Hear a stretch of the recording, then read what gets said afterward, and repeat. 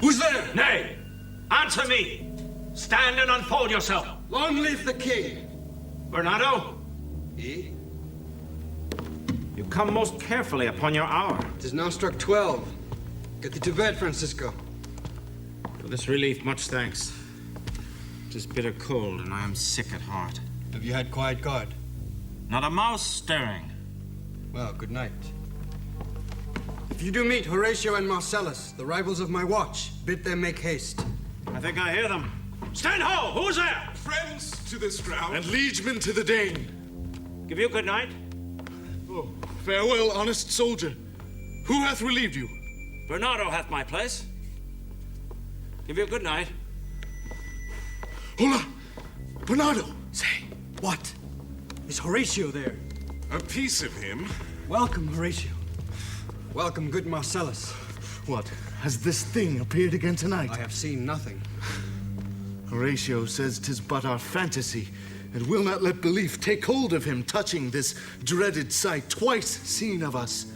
Therefore I have entreated him along with us to watch the minutes of this night, that if again this apparition come, he may approve our eyes and speak to it. Tush, tush, 'twill not appear. Sit down a while, and let us once again assail your ears that are so fortified against our story, what we 2 nights have seen. Well, sit we down. Let us hear Bernardo speak of this. Last night of all, Marcellus and myself, the bell then beating 1. Peace, break thee off. Look where it comes again. In the same figure like the king that's dead. Thou art a scholar. Speak to it, Horatio. Looks it not like the king? Mark it, Horatio. Most like. It harrows me with fear and wonder. It would be spoke to. Question it, Horatio. What art thou that usurpst this time of night, together with that fair and warlike form in which the majesty of buried Denmark did sometimes march? By heaven, I charge thee, speak! If there be any good thing to be done, which may to thee do ease and grace to me, speak to me. If thou art privy to thy country's fate, which happily foreknowing may avoid, speak. Stay and speak! 'Tis here! 'Tis here! 'Tis gone. How now, Horatio? You tremble and look pale.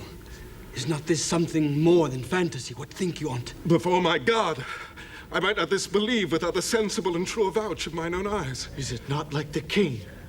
As thou art to thyself, 'tis strange. Thus twice before, and jump at this dead hour, with martial stalketh he gone by our watch. In what particular thought to work, I know not. But in the gross and scope of my opinion, this bodes some strange eruption to our state. It was about to speak when the cock crew. And then it started like a guilty thing upon a fearful summons. But look, the morn in russet mantle clad walks o'er the dew of yon high eastward hill. Break we our watch up, and by my advice let us impart what we have seen tonight unto young Hamlet. For upon my life, this spirit, dumb to us, will speak to him. Do you consent we shall acquaint him with it as needful in our loves, fitting our duty? Let's do it, I pray. And I this morning know where we shall find him most conveniently.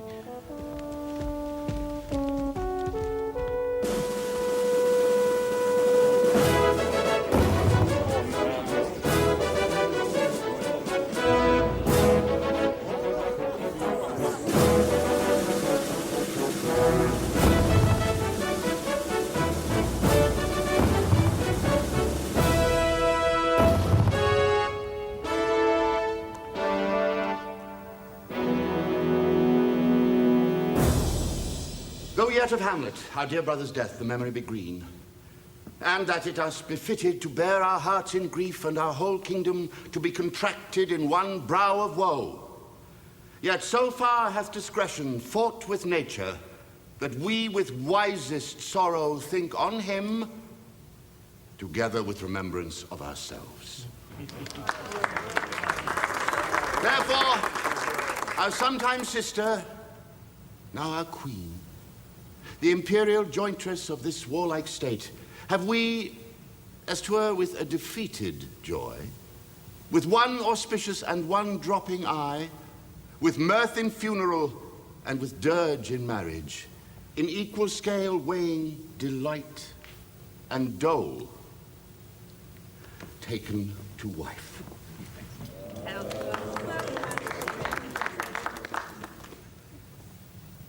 Nor have we herein barred your better wisdoms, which have freely gone with this affair along, for all our thanks. Now follows that you know, young Fortinbras, holding a weak supposal of our worth, or thinking by our late dear brother's death our state to be disjoint and out of frame, hath in the skirts of Norway, here and there, sharked up a list of lawless resolutes, and hath not failed to pester us with message, importing the surrender of those lands lost by his father, with all bands of law, to our most valiant brother. So much for him. And now, Laertes. What's the news with you? You told us of some suit. What is, Laertes? You cannot speak of reason to the Dane and lose your voice. What wouldst thou beg, Laertes, that shall not be my offer, not thy asking? The head is not more native to the heart, the hand more instrumental to the mouth, than is the throne of Denmark to thy father. What wouldst thou have, Laertes? My dread lord, your leave and favor to return to France, from whence though willingly I came to Denmark to show my duty in your coronation. Yet now, I must confess, that duty done, my thoughts and wishes bend again toward France, and bow them to your gracious leave and pardon. Have you your father's leave? What says Polonius? He hath, my lord, wrung from me my slow leave by laboursome petition, and at last, upon his will, I sealed my hard consent. I do beseech you, give him leave to go. Take thy fair hour, Laertes. Time be thine, and thy best graces. Spend it at thy will. But now, my cousin Hamlet, and my son. A little more than kin, and less than kind. How is it that the clouds still hang on you? Not so, my lord. I am too much of the sun. Good Hamlet, cast thy native colour off, and let thine eye look like a friend on Denmark. Do not forever with thy veiled lid seek for thy noble father in the dust. Thou know'st 'tis common, all that lives must die, passing through nature to eternity. Aye, madam, it is common. If it be, why seems it so particular with thee? Seems, madam. Nay, it is.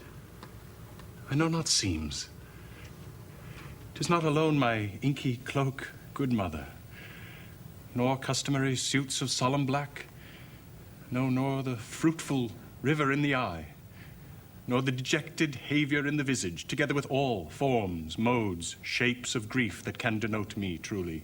These indeed seem, for they are actions that a man might play. But I have that within which passeth show. These but the trappings and the suits of woe. 'Tis sweet and commendable in your nature, Hamlet, to give these mourning duties to your father.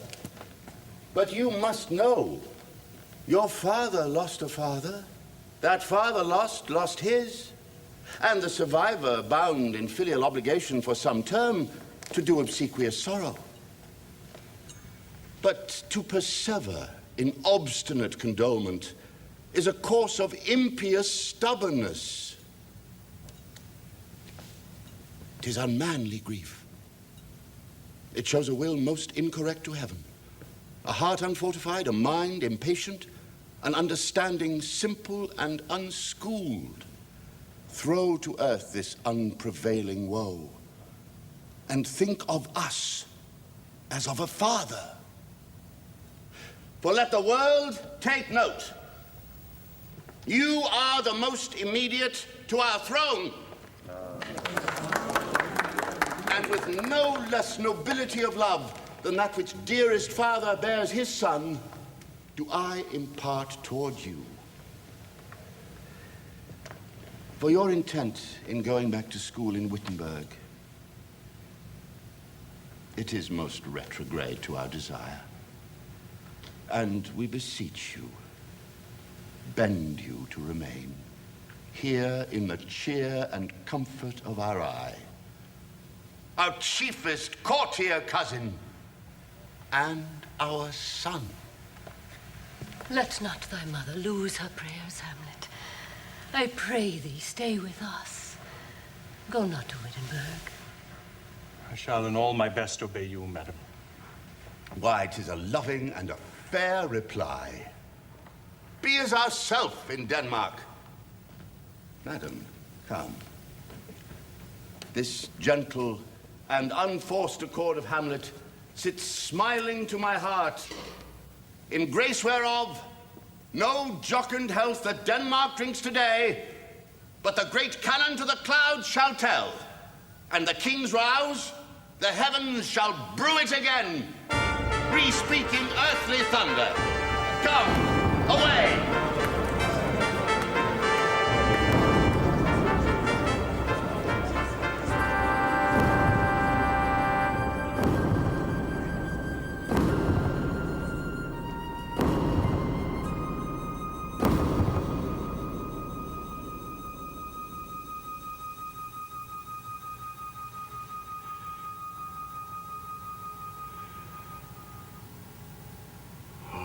This too solid flesh would melt, thaw, and resolve itself into a dew, or that the everlasting had not fixed his cannon against self-slaughter.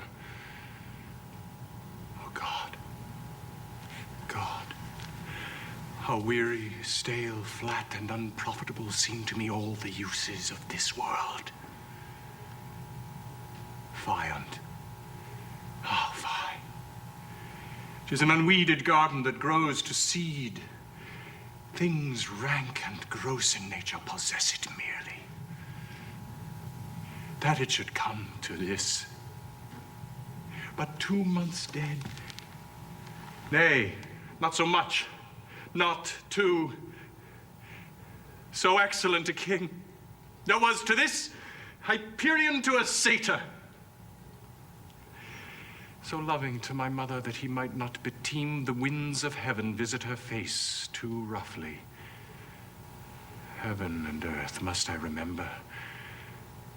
Why, she would hang on him as if increase of appetite had grown by what it fed on. And yet, within a month, let me not think on frailty, thy name is woman. A little month. Or ere those shoes were old with which she followed my poor father's body, like Niobe, all tears. Why, she, even she, oh God, a beast that once discourse of reason would have mourned longer, married with my uncle, my father's brother, but no more like my father than I to Hercules.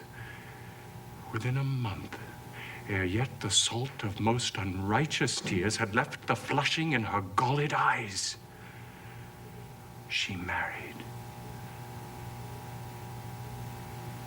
Almost wicked speed, to boast with such dexterity, to incestuous sheets.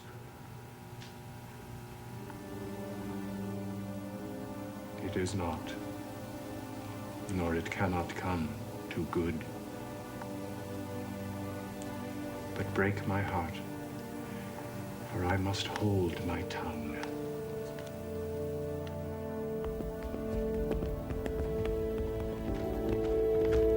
Hail to your lordship. I'm glad to see you well. Horatio, or I do forget myself. The same, my lord, and your poor servant ever. Sir, my good friend, I'll change that name with you. But what make you from Wittenberg, Horatio? Marcellus! My noble lord. I'm very glad to see you. Good even, sir. What is your affair at Elsinore? We'll teach you to drink deep ere you depart. My lord, I came to see your father's funeral. Prithee, do not mock me, fellow student. I think it was to see my mother's wedding. Indeed, my lord, it followed hard upon. Thrift, Horatio. The funeral-baked meats did coldly furnish forth the marriage tables. Would I had met my dearest foe in heaven, or ever I had seen that day, Horatio.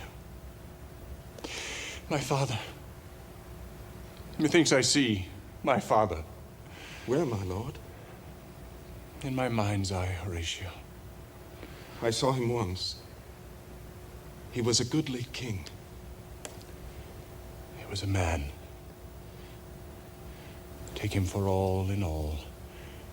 I shall not look upon his like again. My lord, I think I saw him yesternight. Saw? Who? My lord, the king. Your father. The king. My father. Season your admiration for a while with an attent ear, till I may deliver upon the witness of these gentlemen this marvel to you. For God's love, let me hear. 2 nights together had these gentlemen, Marcellus and Bernardo, on their watch in the dead waste in the middle of the night, been thus encountered a figure like your father, armored at point exactly, cap a pay, appears before them, and with solemn march goes slow and stately by them. This to me in dreadful secrecy impart they did, and I with them the 3rd night kept the watch, where, as they had delivered both in time, form of the thing, each word made true and good, the apparition comes. I knew your father. These hands are not more like. But where was this? My lord, upon the platform where we watched. Did you not speak to it? My lord, I did, but answer made it none. 'Tis very strange. As I do live, my honored lord, 'tis true, and we did think it writ down in our duty to let you know of it. Indeed, sirs. But this troubles me. Hold you the watch tonight? We do, my lord. Armed, say you? Armed, my lord. What looked he? Frowningly? A countenance more in sorrow than in anger. Pale or red? Oh, nay, very pale. And fixed his eyes upon you? Most constantly. I would I had been there. It would have much amazed you. Very like. Very like. His beard was grizzled, no? It was, as I have seen it in his life, a sable silvered. I will watch tonight. Perchance 'twill walk again. I warrant it will. If it assume my noble father's person, I'll speak to it, though hell itself should gape and bid me hold my peace. I pray you all, if you have hitherto concealed this sight, let it be tenable in your silence still. I will requite your loves. So fare you well. Upon the platform twixt 11 and 12, I'll visit you. Our duty to your honor. Your loves, as mine to you. Farewell.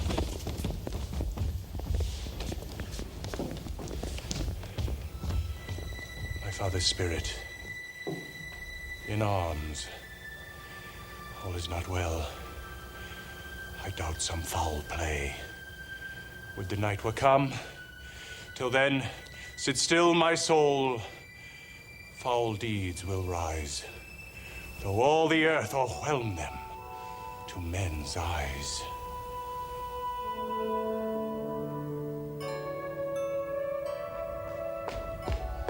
My necessaries are embarked. Farewell.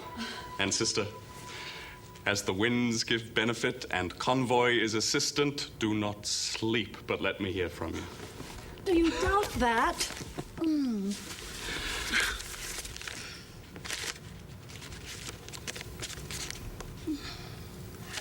For Hamlet and the trifling of his favor, hold it a fashion and a toy in blood, forward, not permanent, sweet, not lasting, the perfume and suppliance of a minute, no more. No more but so. Think it, no more.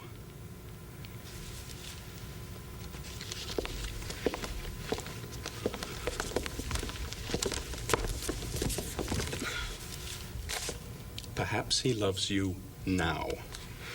But you must fear his greatness, Wade. His will is not his own, for he himself is subject to his birth. Then weigh what loss your honor may sustain. If with too credent ear you list his songs, or lose your heart, or your chaste treasure open to his unmastered importunity. Fear it, Ophelia. Fear it, my dear sister.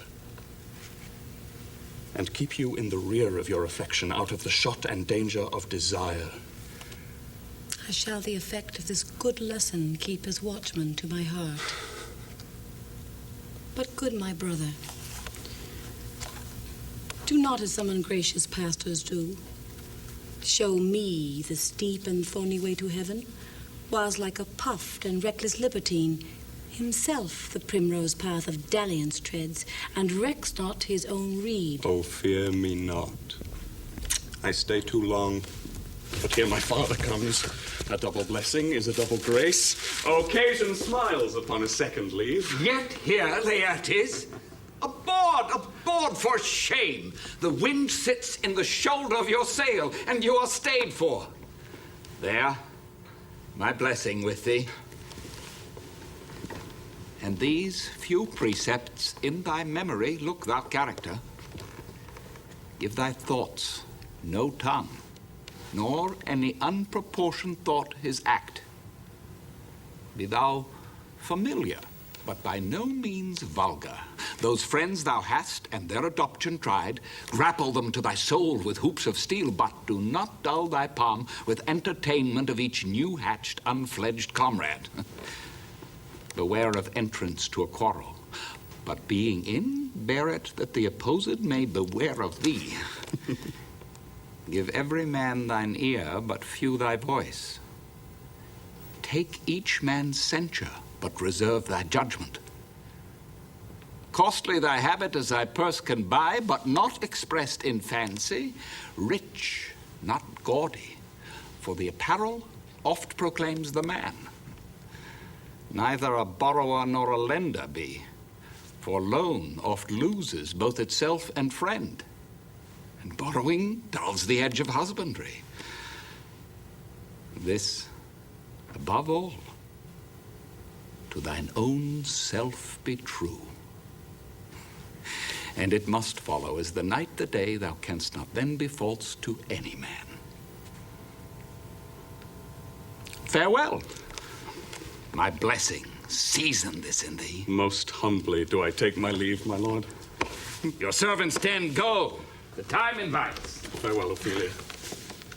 And remember well what I have said to you. It is in my memory locked, and you yourself shall keep the key of it. Farewell. What is't, Ophelia, he hath said to you? So please you, something touching the Lord Hamlet. Marry, well bethought. 'Tis told me he hath very oft of late given private time to you. What is between you? Give me up the truth. He hath, my lord, of late made many tenders of his affection to me. Affection? Pooh, you speak like a green girl, unsifted in such perilous circumstance. Do you believe his tenders, as you call them? I do not know, my lord, what I should think. Mary, I will teach you. Think yourself a baby that you've ta'en these tenders for true pay that are not sterling. Tender yourself more dearly. Or, not to crack the wind of the poor phrase running it thus, you'll tender me a fool. My lord, he hath importuned me with love in honorable fashion. Aye, fashion, you may call it. Go to, go to. And hath given countenance to his speech, my lord, with all the holy vows of heaven. Aye, springes to catch woodcocks. I do know when the blood burns how prodigal the soul lends the tongue vows. These blazes, daughter, giving more light than heat, you must not take for fire. In few, Ophelia, do not believe his vows. This is for all. I would not, in plain terms, from this time forth, have you so slander any moment leisure as to give words or talk with the Lord Hamlet. Look to it, I charge you. I shall obey, my lord.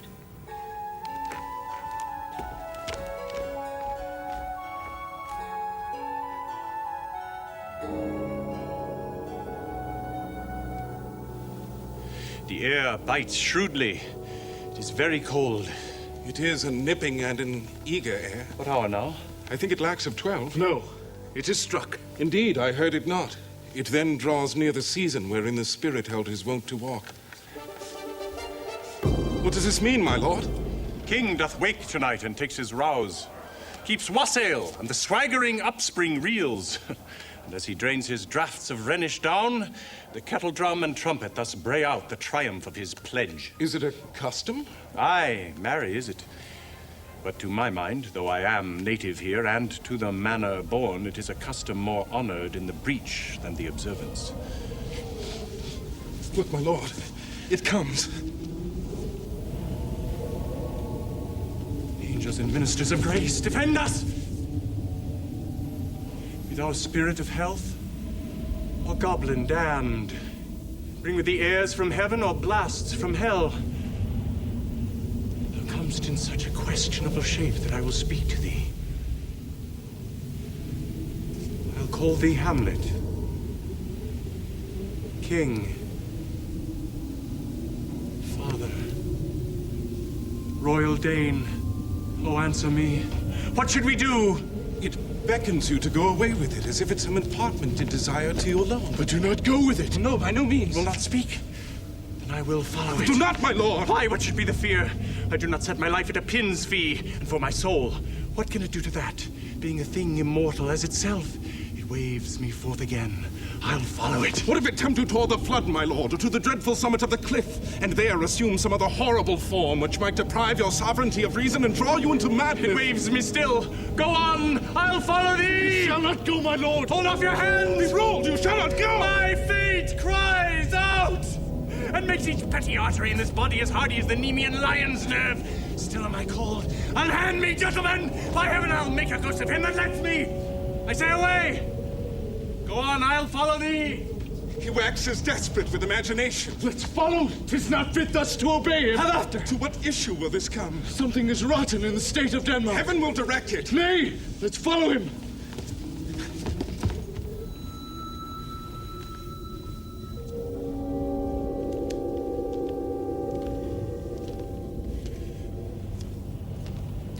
Whither wilt thou lead me? Speak, I'll go no further. Mark me. I will. I am thy father's spirit, doomed for a certain term to walk the night, and for the day confined to fast in fires, till the foul crimes done in my days of nature are burnt and purged away. List, O list, if thou didst ever thy dear father love, O heaven, revenge his foul and most unnatural murder. Murder. Murder most foul, as in the best it is, but this most foul, strange, and unnatural. Haste me to know it, that I with wings as swift as meditation or the thoughts of love may sweep to my revenge! I find thee apt, now Hamlet, here. 'Tis given out that sleeping in my orchard a serpent stung me. So the whole ear of Denmark is, by a forged process of my death, rankly abused. But know, thou noble youth, the serpent that did sting thy father's life now wears his crown. O my prophetic soul, my uncle. Aye. That incestuous, that adulterate beast, with witchcraft of his wit, with traitorous gifts, won to his shameful lust the will of my most seeming virtuous queen. But soft, methinks I said to the morning air, brief let me be. Sleeping within my orchard, my custom always of the afternoon, upon my secure hour thy uncle stole, with juice of cursed Hebanon in a vial, and in the porches of mine ears did pour the leprous distilment. Thus was I sleeping, by a brother's hand of life, of crown, of queen at once dispatched, cut off even in the blossoms of my sin, unhouseled, disappointed, unannealed, no reckoning made, but sent to my account with all my imperfections on my head. Oh, horrible! Horrible! Most horrible! If thou hast nature in thee, bear it not. Let not the royal bed of Denmark be a couch for luxury and damned incest. But howsoever thou pursuest this act, taint not thy mind, nor let thy soul contrive against thy mother aught. Leave her to heaven. Fare thee well at once. The glowworm shows the matin to be near and begins to pale his ineffectual fire. Adieu. Adieu. Hamlet, remember me.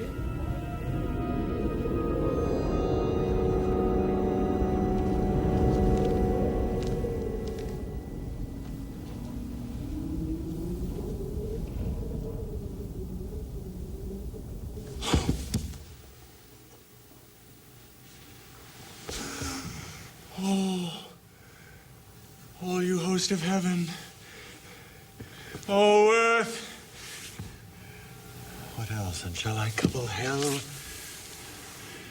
Oh, I hold my heart.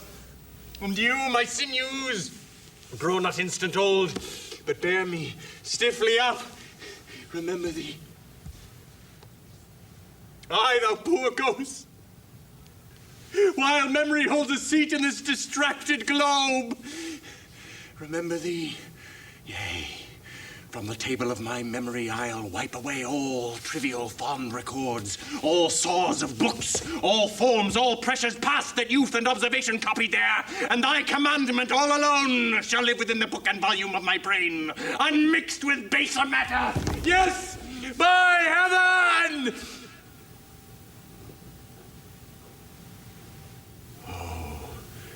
Most pernicious woman. Oh, villain, villain, smiling, damned villain! My tables, Meet it is, I set it down, that one may smile and be a villain. At least I am sure it may be so in Denmark. So, uncle, there you are. Now to my word, it is adieu, adieu, remember me. My lord, I have sworn it. My lord! Lord Hamlet! Heaven secure him. So be it. How is't, my noble lord? What news, my lord? Oh, wonderful. Good my lord, tell it. No, you will reveal it. Not I, my lord, by heaven. Nor I, my lord. Nor I, my lord. I'll say you then. Would heart of man once think it, but you'll be secret. Aye, by heaven, my lord. Aye, my lord. Aye, my lord. There's never a villain dwelling in all Denmark, but he's an arrant knave. There needs no ghost, my lord, come from the grave to tell us this. Why, right. You are in the right. And so without more circumstance at all, I hold it fit that we shake hands and part. You, as your business and desire, shall point you. For every man has business and desire, such as it is. And for my own poor part, look you, I'll go pray. These are but wild and whirling words, my lord. I'm sorry they offend you. Heartily. Yes. Faith. Heartily. There's no offense, my lord. Yes. By St. Patrick, but there is, Horatio, and much offense, too. Touching this vision here, it is an honest ghost. That, let me tell you, for your desire to know what is between us, or master it as you may. And now, good friends, as you are, friends, scholars, and soldiers, give me one poor request. What is't, my lord? We will. Never make known what you have seen this night. My lord, we will not. Nay, but swear it. Swear. Oh, boy. Say'st thou so? Art thou there, true penny? Come on. You hear this fellow in the cellarage? Consent to swear. Propose the oath, my lord. Never to speak of this that you have seen. Swear. Swear. Hic et ubique. Then we'll shift our ground. Come hither, gentlemen. Never to speak of this that you have heard. Swear. Swear. Well said, old mole. God's work in the earth so fast. Once more remove, good friends. Oh, day and night, this is wondrous strange. And therefore, as a stranger, give it welcome. There are more things in heaven and earth, Horatio, than are dreamt of in your philosophy. But come, here, as before, never, so help you mercy, how strange or odd soe'er I bear myself, as I perchance hereafter shall think meet to put an antic disposition on, that you, at such time seeing me, never shall, with arms encumbered thus, or with this head shake, or by pronouncing of some doubtful phrase as, well, well, we know, or we could, and if we would, or such ambiguous giving out to note that you know aught of me, this not to do, so grace and mercy at your most need help you, swear. Swear.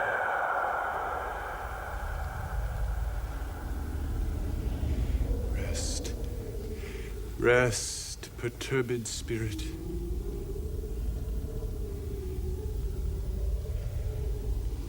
So, gentlemen,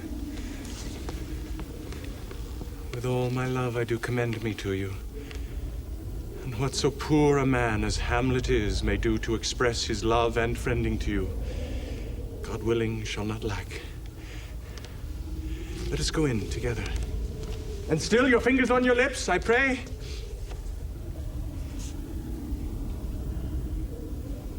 The time is out of joint. O cursed spite, that ever I was born to set it right. Nay, come, let's go together.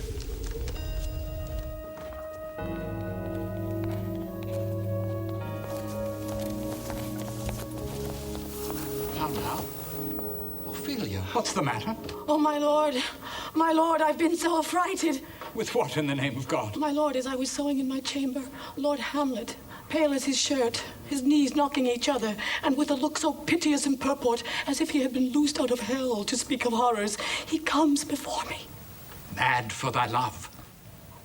My lord, I do not know, but truly I do fear it. What said he? He took me by the wrist and held me hard.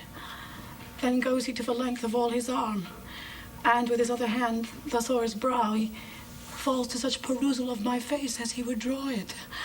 Long stayed he so.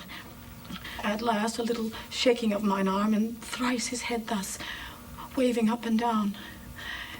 He raised a sigh so piteous and profound, as it did seem to shatter all his bulk and end his being. That done, he lets me go, and with his head over his shoulder turned, he seemed to find his way without his eyes, for out of doors he went without their help, and to the last bended their light on me. Come, go we to the king. This must be known. Come.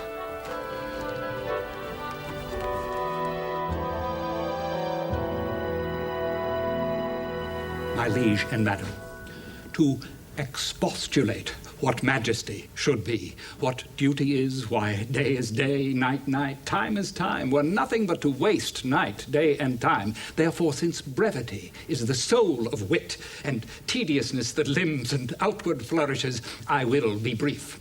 Your noble son is mad. Mad call I it, for to define true madness, what is but to be nothing else but mad.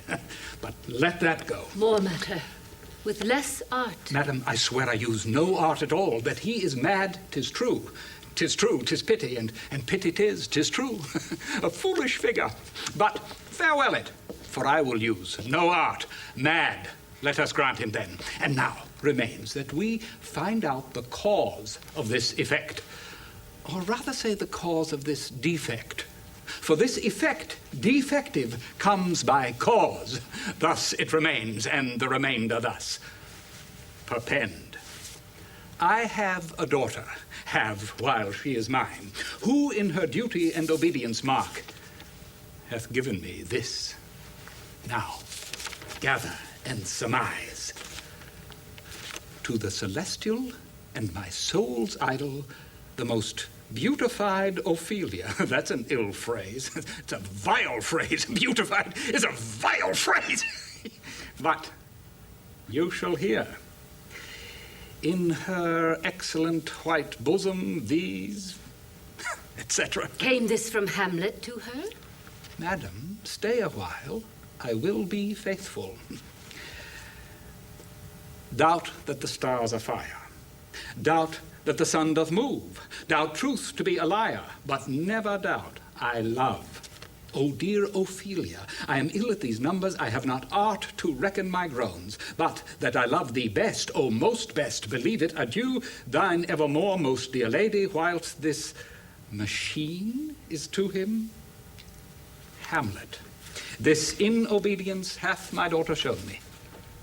But how hath she received his love? What do you think of me? As of a man faithful and honorable. I would fain prove so. But what might you think if I had seen this hot love on the wing, as I perceived it? I must tell you that before my daughter told me. What might you think, or my dear Majesty, your queen here think, if I had looked upon this love with idle sight? What might you think? No. I went round to work, and my young mistress thus I did bespeak. Lord Hamlet is a prince.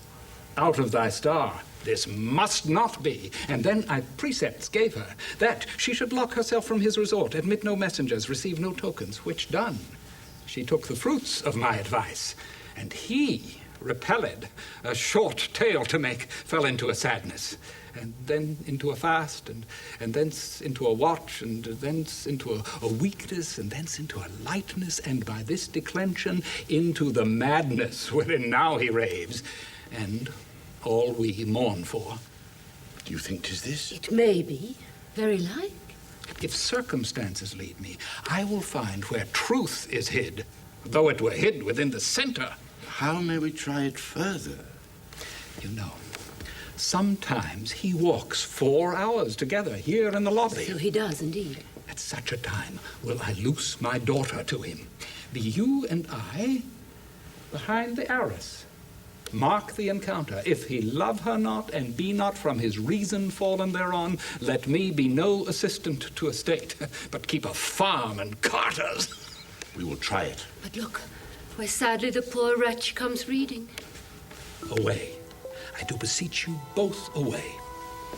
I'll board him presently.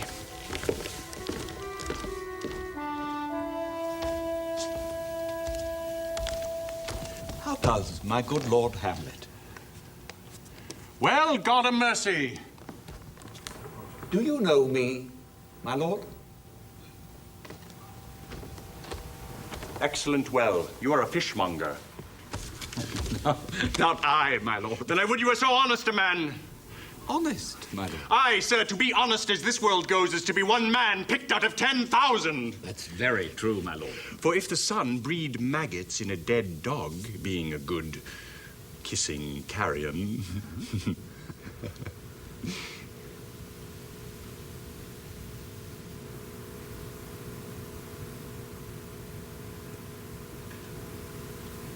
Have you a daughter?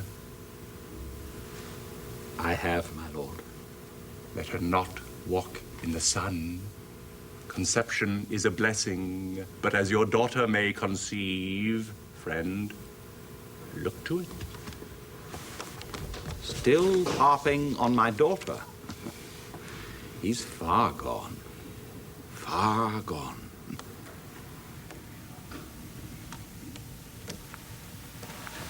What do you read, my lord? Words. Words. Words. What is the matter, my lord? Between who?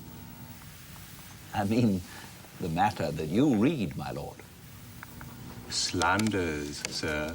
For the satirical rogue says here that old men have grey beards, that their faces are wrinkled, their eyes purging thick amber and plum tree gum, and they have a plentiful lack of wit, together with most weak hams. All the which, sir, though I most powerfully and potently believe, yet I hold it not honesty to have it thus set down. For you yourself, sir, shall grow old as I am, if, like a crab, you could go backward.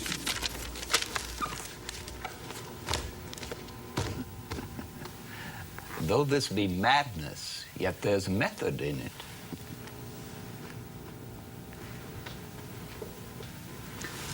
My lord, will you walk out of the air? Into my grave? Indeed, that is out of the air. How pregnant sometimes his replies are. A happiness that madness often hits on. My honorable lord, I will most humbly take my leave of you. You cannot, sir, take from me anything that I will more willingly part withal. Except my life. Except my life. Except my life. Fare you well, my lord. These tedious old fools.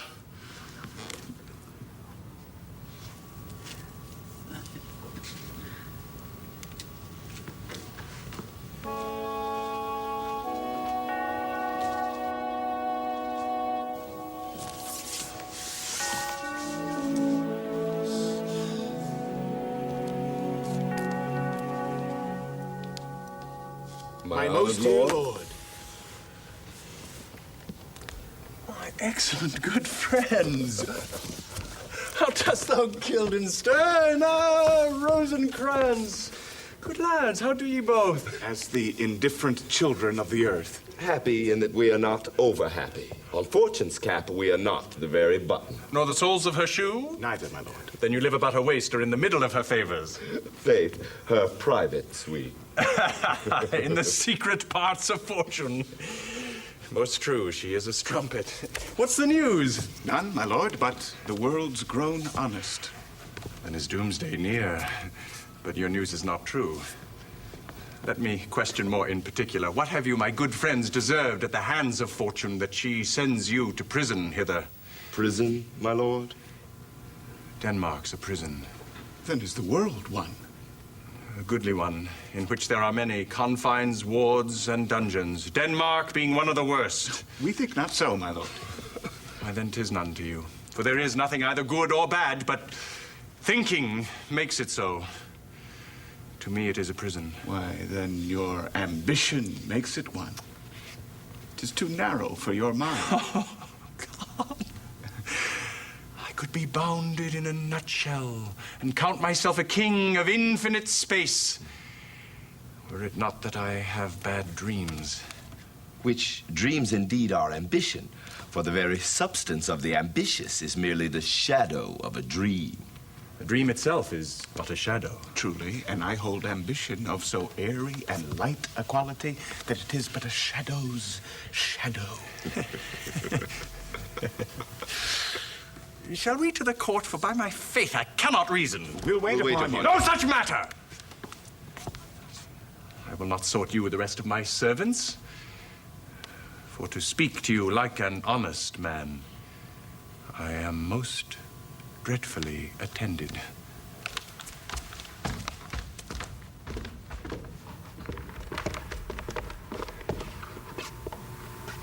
But in the beaten way of friendship, what make you at Elsinore? To visit you, my lord. No other occasion. Beggar that I am even poor in thanks, but I thank you. Were you not sent for? Is it your own inclining? Is it a free visitation? Come, deal justly with me. What should we say, my lord? Why, anything but to the purpose you were sent for. To what end, my lord? That you must teach me. But let me conjure you, by the rights of our fellowship, by the obligation of our ever-preserved love, be even and direct with me, whether you were sent for or no. What say you? Nay, then, I have an eye of you. If you love me, hold not off. My lord, we were sent for.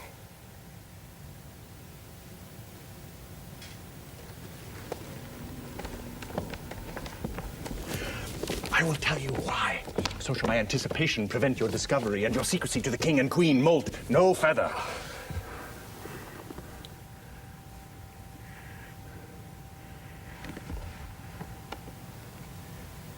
I have, of late, but wherefore, I know not, lost all my mirth. Forgone all custom of exercise, and indeed it goes so heavily with my disposition that this goodly frame, the earth, seems to me a sterile promontory. This most excellent canopy, the air. Look you, this brave or hanging firmament, this majestical roof, fretted with golden fire. Oh, it appeareth nothing to me but a foul and pestilent congregation of vapors.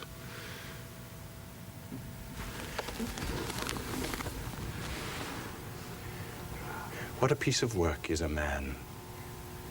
How noble in reason, how infinite in faculties, in form and moving, how express and admirable. In action, how like an angel.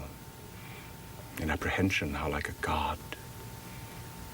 The beauty of the world, the paragon of animals. And yet, to me, what is this quintessence of dust? Man delights not me, nor woman neither, though by your smiling you would seem to say so. My lord, there was no such stuff in my thoughts. Why did you laugh then when I said man delights not me? To think, my lord, if you delight not in man, what Lenten entertainment the players shall receive from you. We pass by them on the way, and hither are they coming to offer you service. He that plays the king shall be welcome. His majesty shall have tribute of me. What players are they? Even those you were wont to take such delight in, the tragedians of the city. There are the players. Gentlemen, you are welcome. Come, your hands, you are welcome to Elsinore. But my uncle, father, and aunt, mother are deceived in this. In what, my lord? I am but mad, north-northwest. When the wind is southerly, I know a hawk from a handsaw. Well be with you, gentlemen. Why, right, sir. You say right, for so it was on Monday morning, indeed. My lord! I have news to tell you. My lord, I have news to tell you. When Roscius was an actor in Rome... The actors are come hither, my lord. Baz. On my honor. Then came each actor on his ass. The best actors in the world for either tragedy, comedy, history, pastoral, comical, historical, pastoral, tragical, historical, tragical, comical, historical, pastoral, scene individable, a poem unlimited. Seneca cannot be too heavy, nor Plautus too light, for the law of the writ and the liberty, these are the only men. Oh, Jephthah, judge of Israel, what a treasure hadst thou. What treasure had he, my lord? Why, one fair daughter, and no more, the which he loved passing well. Still harping on my daughter. But look where my abridgment comes. Masters, you are welcome. You are welcome, all. Oh, old friend, I'm glad to see thee well. You are all welcome. We'll lean to it like French falconers. Fly at anything we see. We'll have a speech, straight. Come, give us a taste of your quality. Come, a passionate speech. What speech, my good lord? I heard thee speak me a speech once. Although it was never acted, or if it was, not above once, for the play, I remember, pleased not the million. 'Twas caviar to the general. One speech in it I chiefly loved. 'Twas Aeneas' tale to Dido, and thereabout of it, especially when he speaks of Priam's slaughter. If it live in your memory, begin at this line. Let me see. The rugged Pyrrhus, like the Hyrcanian beast, 'tis not so. It begins with Pyrrhus.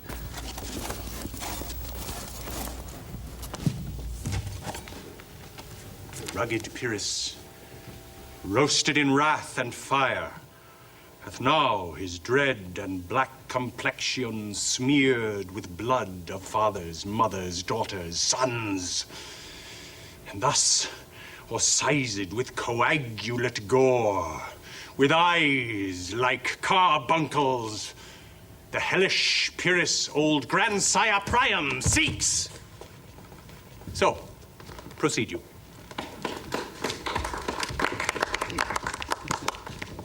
Poor God, my lord, well spoken, with good accent and good discretion.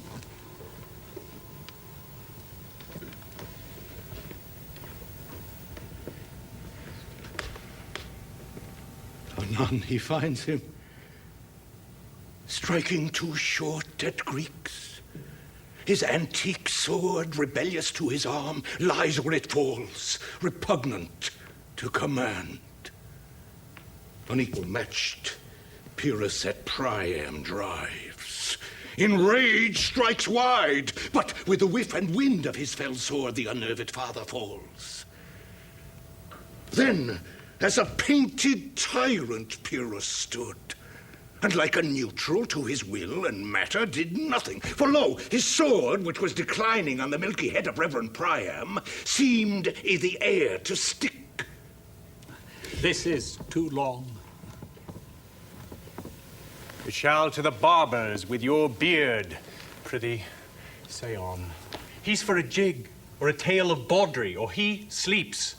Say on, come to Hecuba. But who, ah woe, had seen the Mobled Queen? Mobled Queen. That's good. Mobled Queen is good. Run barefoot up and down. A cloth upon that head where late the diadem stood. Oh, if the gods themselves did see her then, when she saw Pyrrhus make malicious sport in mincing with his sword her husband's limbs.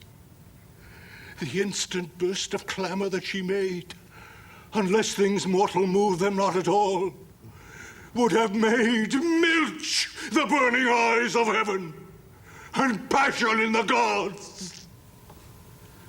Look where he's not changed his color and has tears in his eyes. Prithee, no more. Well, we'll have thee speak out the rest of this soon. Good my lord, will you see the players well bestowed? Do you hear? Let them be well used, for they are the abstracts and brief chronicles of the time. After your death, you were better have a bad epitaph than their ill report while you live. Come. Sirs? Follow him, friends. We'll hear a play tomorrow. Just hear me, old friend. Can you play the murder of Gonzago? Aye, my lord. We'll have it tomorrow night. You could, for a need, study a speech of some 12 or 16 lines, which I would set down and insert in. Could you not? Aye, my lord. Very well. Follow that, lord. And look you, mock him not.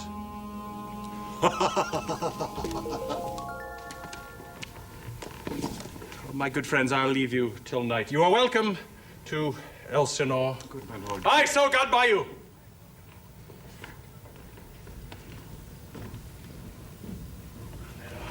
Now I am alone.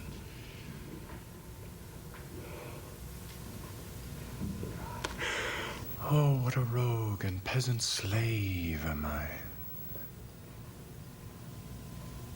Is it not monstrous that this player here, but in a fiction, in a dream of passion, could force his soul so to his own conceit that from her working all his visage wand, tears in's eyes, distraction in's aspect, a broken voice, and his whole function suiting with forms to his conceit, and all for nothing. For Hecuba. What's Hecuba to him? Or he to Hecuba, that he should weep for her? What would he do, had he the motive and the cue for passion that I have? He would drown the stage with tears, and cleave the general ear with horrid speech, make mad the guilty, and appall the free, confound the ignorant, and amaze indeed the very faculties of eyes and ears. Yet I, a dull and muddy metalled rascal, peak like John a dreams, unpregnant of my cause, and can say nothing. No, not for a king upon whose property and most dear life a damned defeat was made. Am I a coward?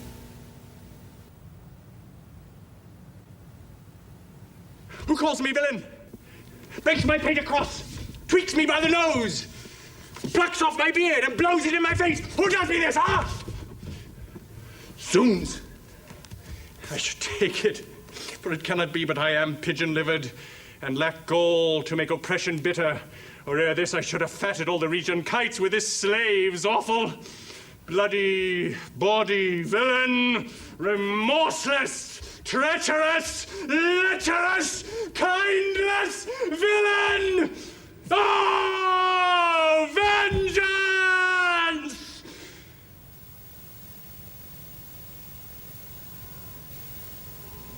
Why, what an ass am I?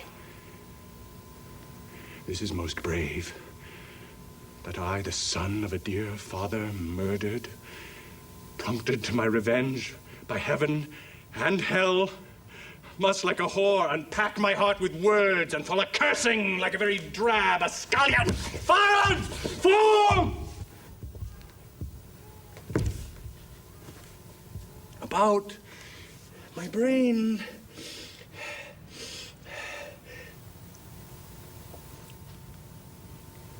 I have heard that guilty creatures sitting at a play have, by the very cunning of the scene, been struck so to the soul that presently they have proclaimed their malefactions. For murder, though it have no tongue, will speak with most miraculous organ. I'll have these players play something like the murder of my father before my uncle. I'll observe his looks. I'll tempt him to the quick. If he would blench, I know my course. The spirit that I have seen may be a devil. The devil hath power to assume a pleasing shape. Yea, and perhaps out of my weakness and my melancholy, as he is very potent with such spirits, abuses me to damn me. I'll have grounds more relative than this. The play's the thing wherein I'll catch the conscience of the king!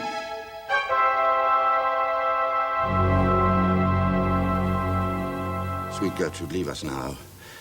For we have closely sent for Hamlet hither, that he, as 'twere by accident, may hear of front Ophelia.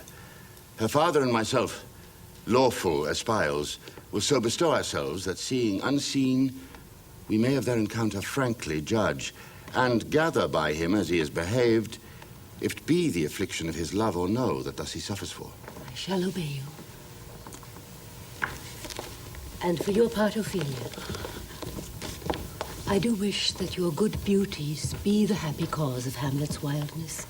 So shall I hope your virtues will bring him to his wonted way again. To both your honors. Madam, I wish it may. Ophelia, walk you here, read on this book, that show of such an exercise may color your loneliness. I hear him coming. Let's withdraw, my lord.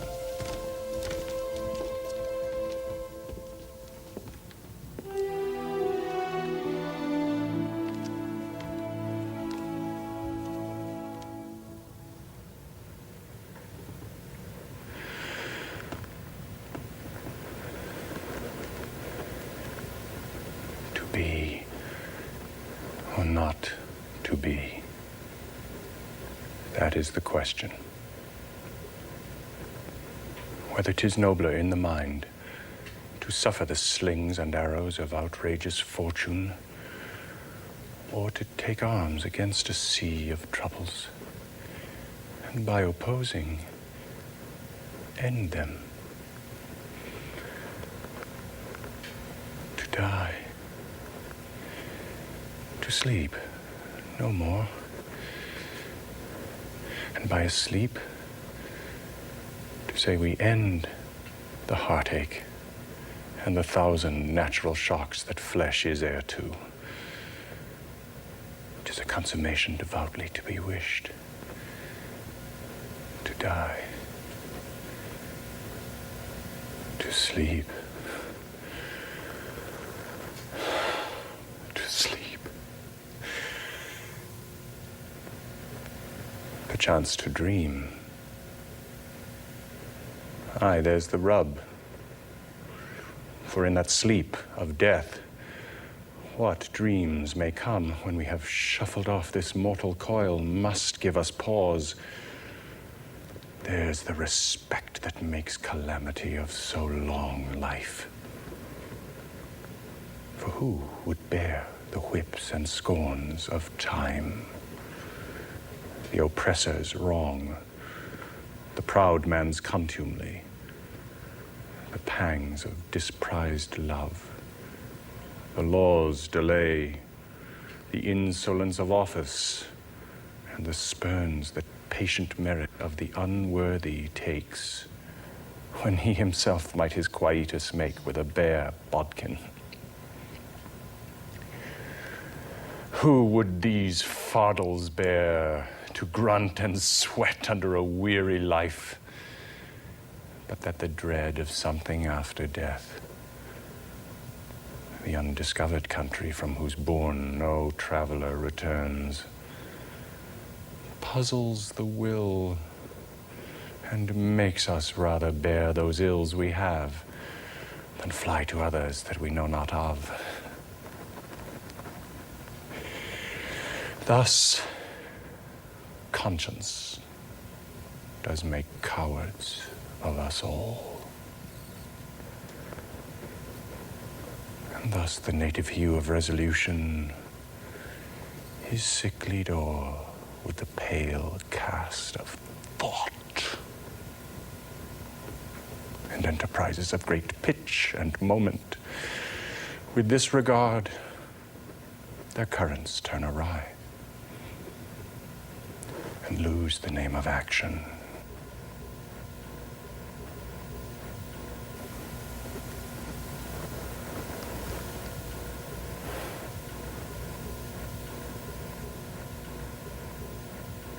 Soft, you know, the fair Ophelia. Nymph, in thy orisons be all my sins remembered.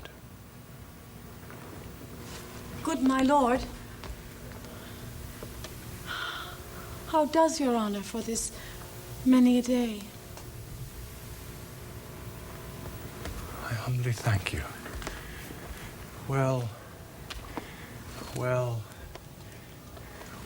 My lord, I have remembrances of yours that I have longed long to redeliver. I pray you, now receive them. No. I never gave you aught.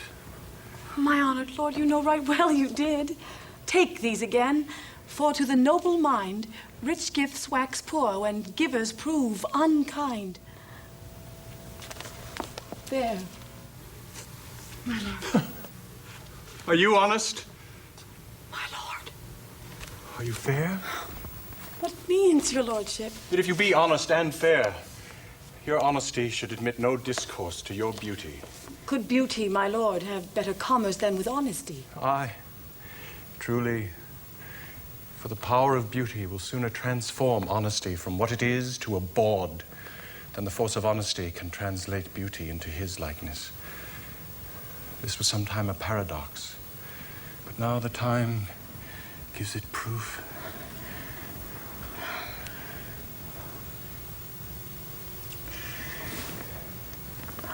I did love you once. Indeed, my lord, you made me believe so. You should not have believed me. For virtue cannot so inoculate our old stock, but we shall relish of it.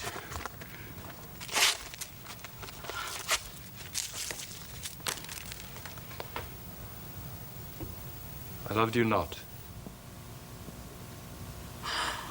I was the more deceived.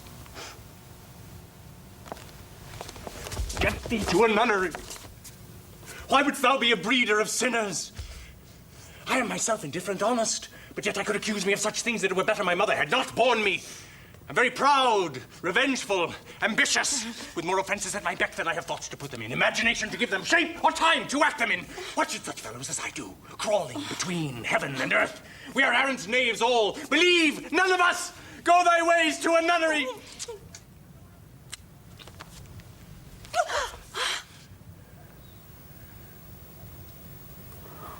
Where is your father? At home, my lord.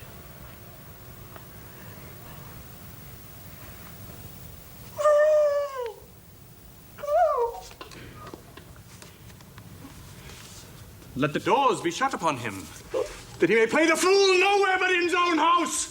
Farewell! Oh, help him, you sweet heavens! If thou dost marry, I'll give thee this plague for thy dowry. Be thou as chaste as ice, as pure as snow. Thou shalt not escape calumny. To a nunnery, go, farewell. Or if thou wilt needs marry a fool. For wise men know well enough what monsters you make of them. To a nunnery, go, and quickly too, farewell! Holy powers, restore him! I've heard of your paintings, too, well enough. God has given you one face, and you make yourselves another. You jig, you amble, and you lisp, and you nickname God's creatures, and you make your wantonness, your ignorance. Go to! Oh, no more on't! It hath made me mad.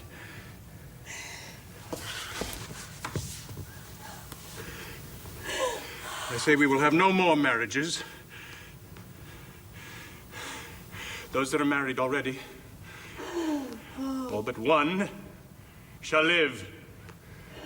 The rest shall keep as they are. To a nunnery. Go.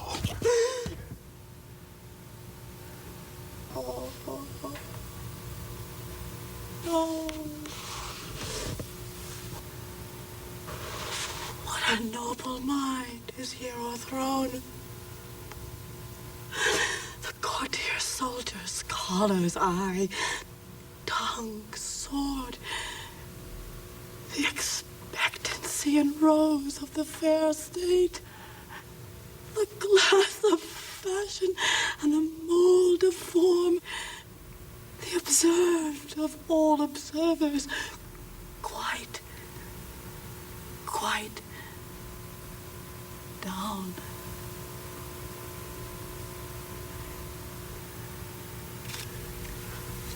And I have ladies most dejected and wretched,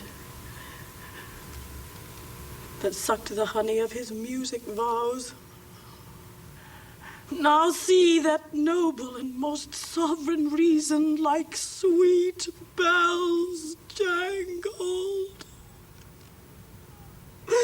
out of tune and harsh, that unmatched form and feature of blown youth, blasted with ecstasy. Oh, woe is me, to have seen what I have seen. See what I see.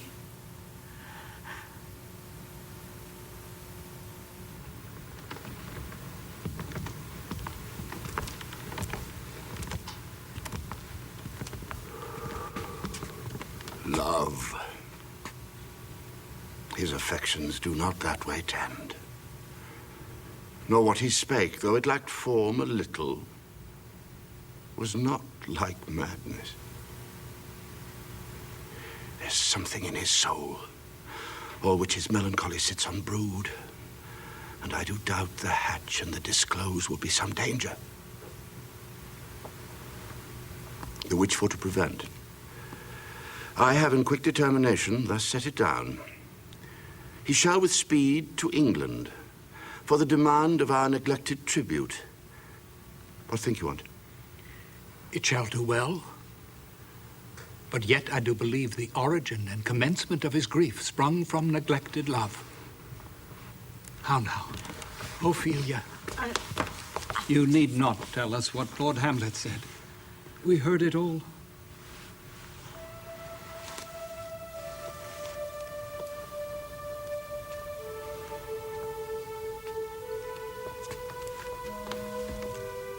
My lord, do as you please. But if you hold it fit, after the play, let his queen mother all alone entreat him to show his grief. Let her be round with him. I'll be placed, so please you, within the ear of all their conference. If she find him not, to England send him, or confine him where your wisdom best shall think. It shall be so. Madness in great ones must not unwatched go.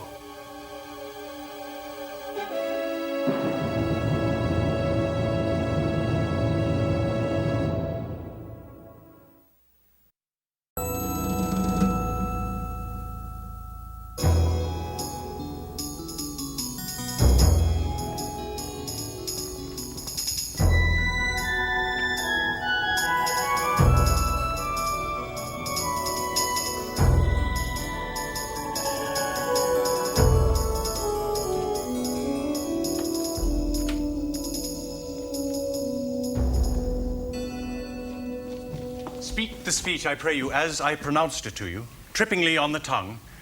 But if you mouth it, as many of our players do, I had as lief the town crier spoke my lines.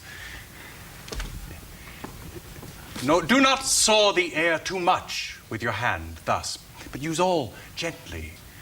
For in the very torrent, tempest, and as I may say whirlwind of your passion, you must acquire and beget a temperance that may give it smoothness. I warrant, Your Honor. Be not too tame, neither, but let your own discretion be your tutor. Suit the action to the word to the action. With this special observance, that you o'erstep not the modesty of nature. For anything so overdone is from the purpose of playing, whose end, both at the first and now, was and is to hold as 'twere the mirror up to nature, to show virtue her feature, scorn her own image, the very age and body of the time his form and pressure. Now this overdone, or come tardy off, though it make the unskillful laugh, cannot but make the judicious grieve, the censure of the which one must in your allowance o'erweigh a whole theatre of others.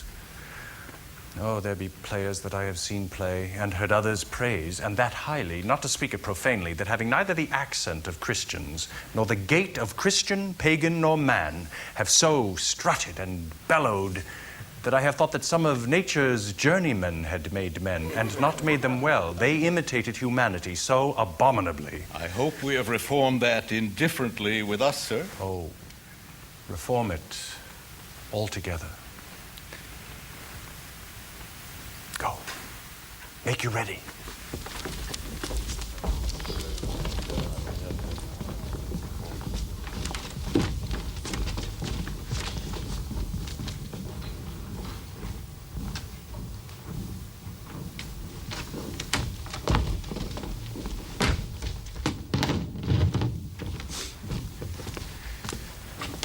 But oh, Horatio.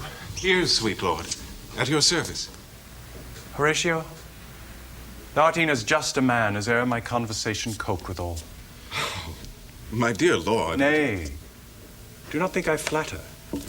For what advancement may I hope from thee, that no revenue hast but thy good spirits to feed and clothe thee? Why should the poor be flattered? Dost thou hear? Since my dear soul was mistress of her choice and could of men distinguish her election, she hath sealed thee for herself. For thou hast been as one in suffering all that suffers nothing, a man that fortune's buffets and rewards has ta'en with equal thanks, and blessed are those whose blood and judgment are so well commingled that they are not a pipe for fortune's finger to sound what stop she please. Oh, give me that man that is not passion's slave, and I will wear him in my heart's core, aye, in my heart of heart, as I do thee. Something too much of this. There is a play tonight before the king. One scene of it comes near the circumstance which I told thee of my father's death. I prithee, when thou seest that act afoot, even with the very comment of thy soul, observe my uncle. Give him heedful note, for I mine eyes will rivet to his face, and after we will both our judgments join in censure of his seeming. Well, my lord, if he steal aught the while this play is playing and escape detecting, I will pay the theft. They're coming to the play. I must be idle. Get your place.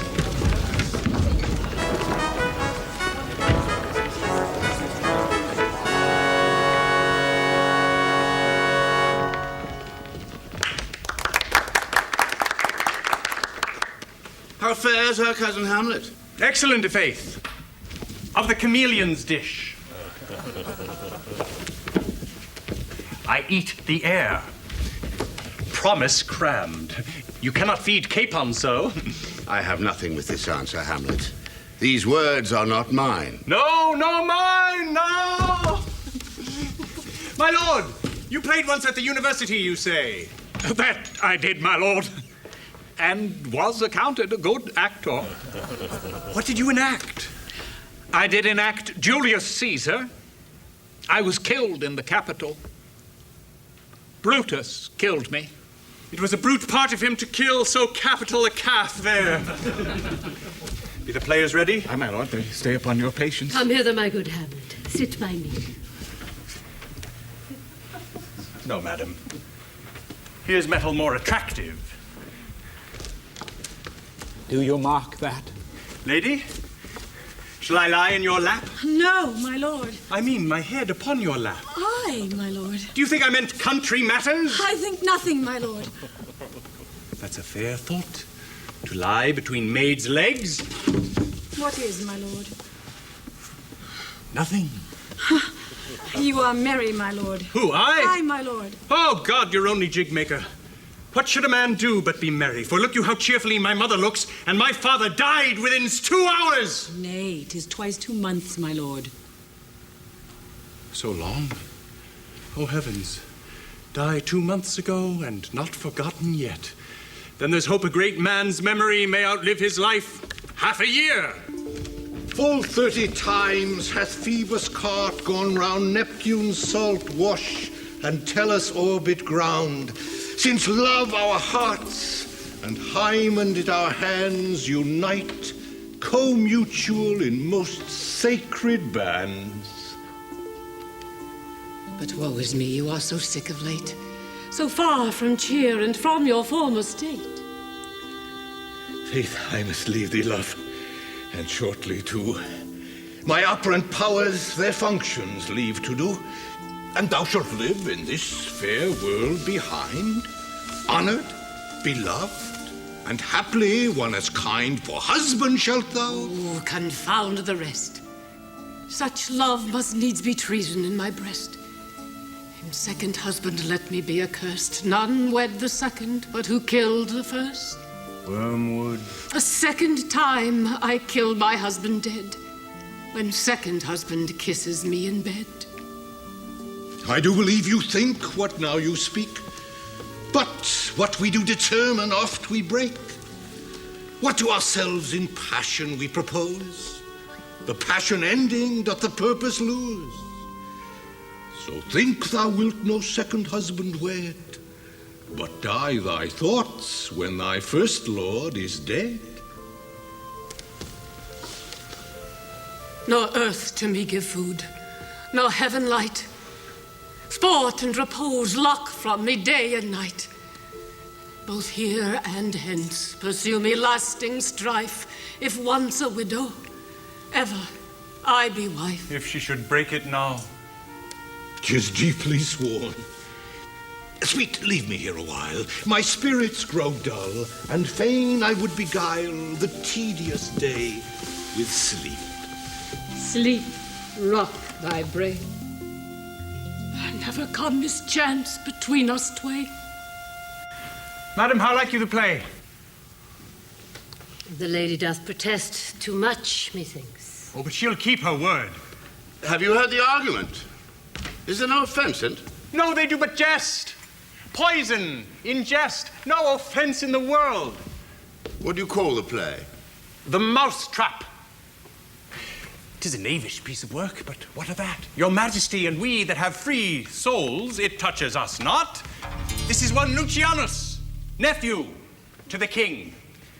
Begin, murderer. Leave thy damnable faces and begin.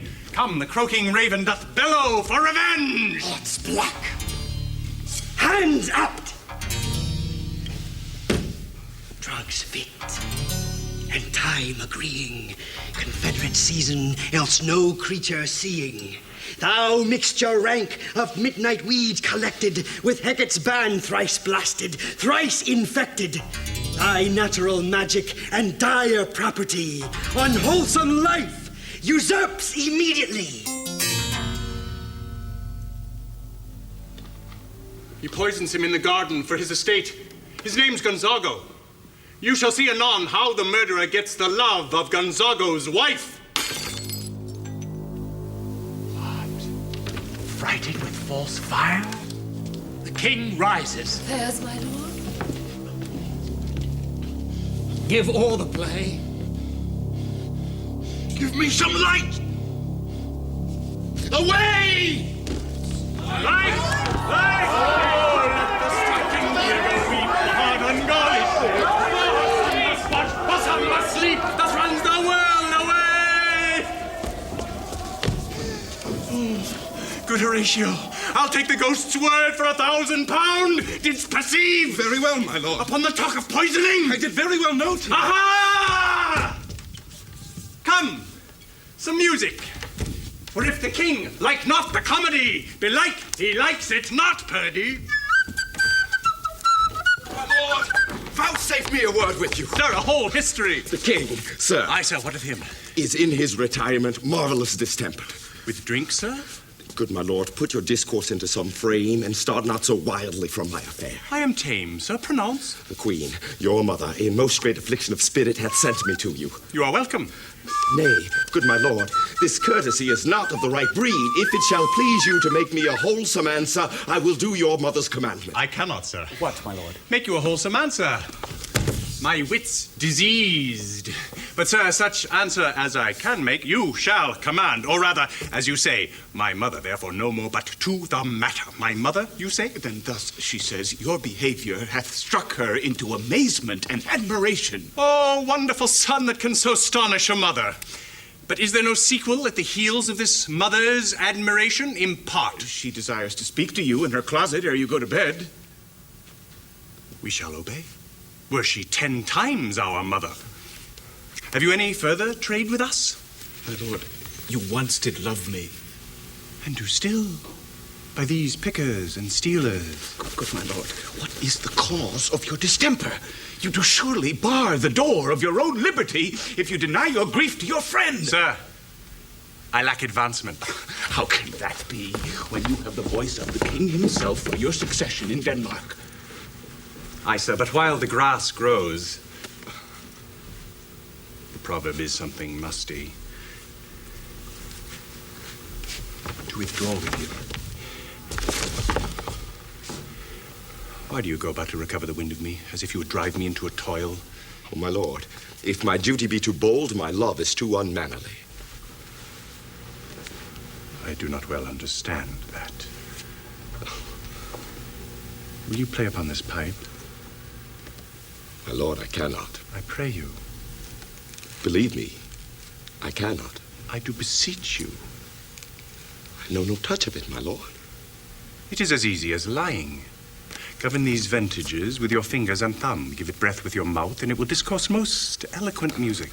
Look you, these are the stops. But these cannot I command to any utterance of harmony. I have not the skill. Why, look you now, how unworthy a thing you make of me. You would play upon me. You would seem to know my stops. You would pluck out the heart of my mystery. You would sound me from my lowest note to the top of my compass. And there is much music, excellent voice in this little organ, yet cannot you make it speak. It's blood. Do you think I am easier to be played on than a pipe? Call me what instrument you will, though you can fret me, you cannot play upon me. God bless you, sir. My lord, the Queen would speak with you, and that presently. Do you see yonder cloud that's almost in shape of a camel? Yes. By the mast, 'tis like a camel, indeed. Methinks it is like a weasel. It is backed like a weasel. Or like a whale. Very like a whale. Then I will come to my mother by and by. They fool me to the top of my bent. I will come by and by. I will say so. By and by is easily said. Leave me, friends.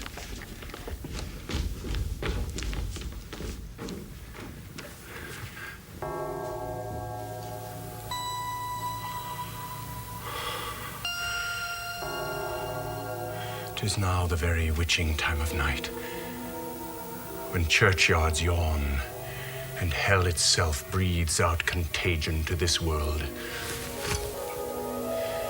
Now could I drink hot blood, and do such bitter business as the day would quake to look on. Soft. Now to my mother. O heart, lose not thy nature. Let not ever the soul of Nero enter this firm bosom. Let me be cruel, not unnatural. I will speak daggers to her, but use none.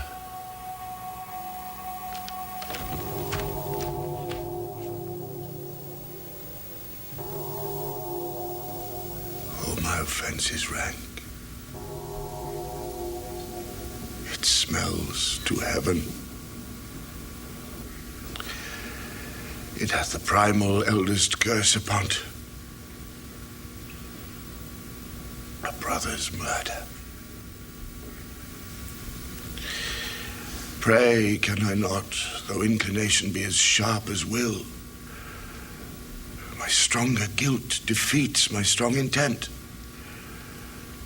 And like a man to double business bound, I stand in pause where I shall first begin, and both neglect.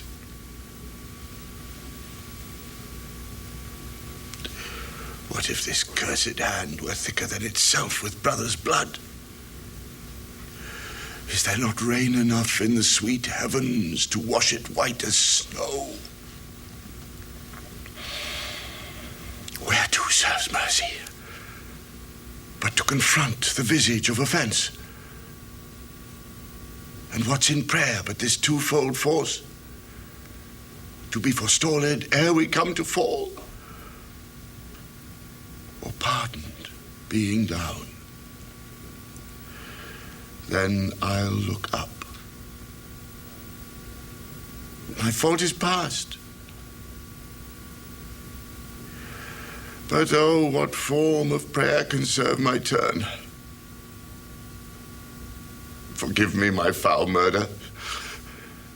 That cannot be, since I am still possessed of those effects for which I did the murder. My crown, mine own ambition, and my queen. May one be pardoned and retain the offense? In the corrupted currents of this world, offence's gilded hand may shove by justice, and oft 'tis seen the wicked prize itself buys out the law. But 'tis not so above. Oh, wretched state. Oh, bosom black as death. Oh, limed soul that's struggling to be free, art more engaged.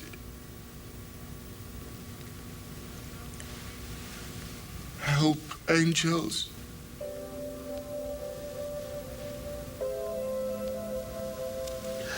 Make essay.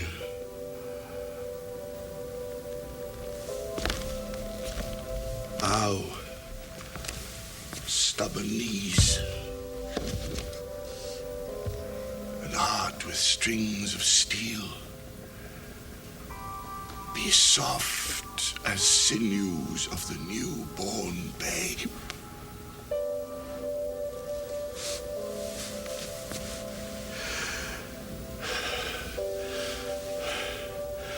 All may be well.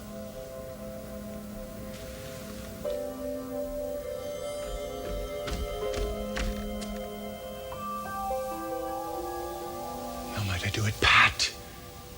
Now he is a-praying. And now I'll do it.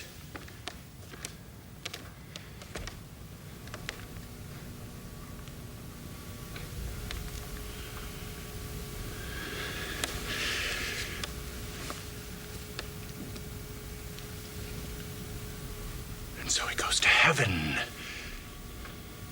And so am I revenged? That would be scanned. A villain kills my father, and for that I, his sole son, do this same villain send to heaven.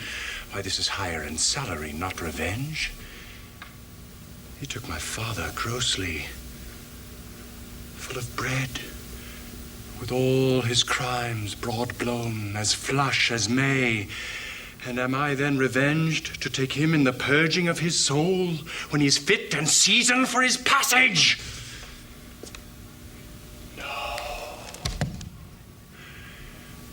When he is drunk, asleep, or in his rage, or in the incestuous pleasure of his bed, at gaming, swearing, or about some act that hath no relish of salvation in it, then trip him, that his heels may kick at heaven, and that his soul may be as damned and black as hell, whereto it goes.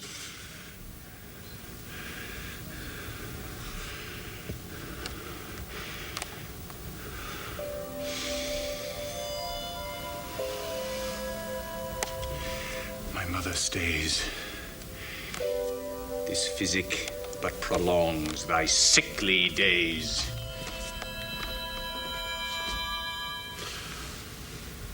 My words fly up. My thoughts remain below.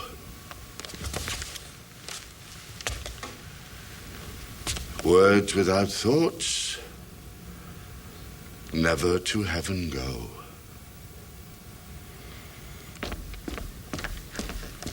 He will come straight. Look you, lay home to him. Tell him his pranks have been too broad to bear with, and that your grace has screened and stood between much heat and him. I'll silence me, even here.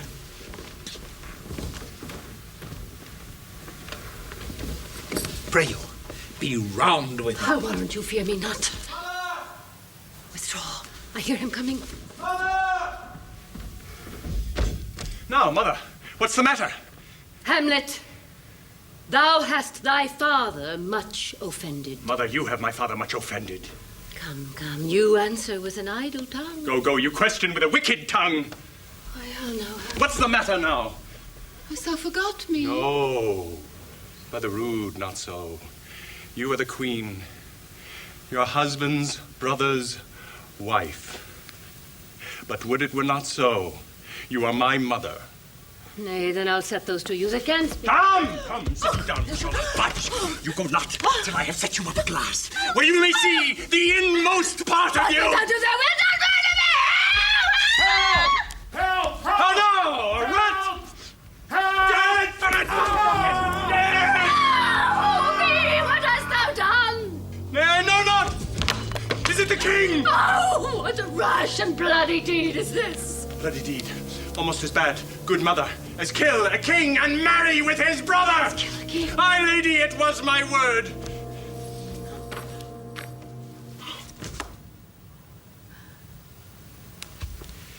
Oh, wretched, rash, intruding fool. Farewell. I took thee for thy better.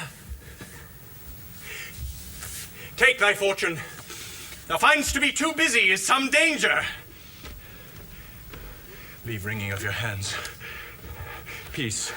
Sit you down and let me wring your heart, for so I shall if it be made of penetrable stuff, if done in custom have not brazed it so that it be proof and bulwark against self. What have I done, that thou darest wag thy tongue and noise so rude against me? Such an act that blurs the grace and blush of modesty, calls virtue hypocrite, makes marriage vows as false as dice as oaths. Ivey, what act that roars so loud and thunders in the index?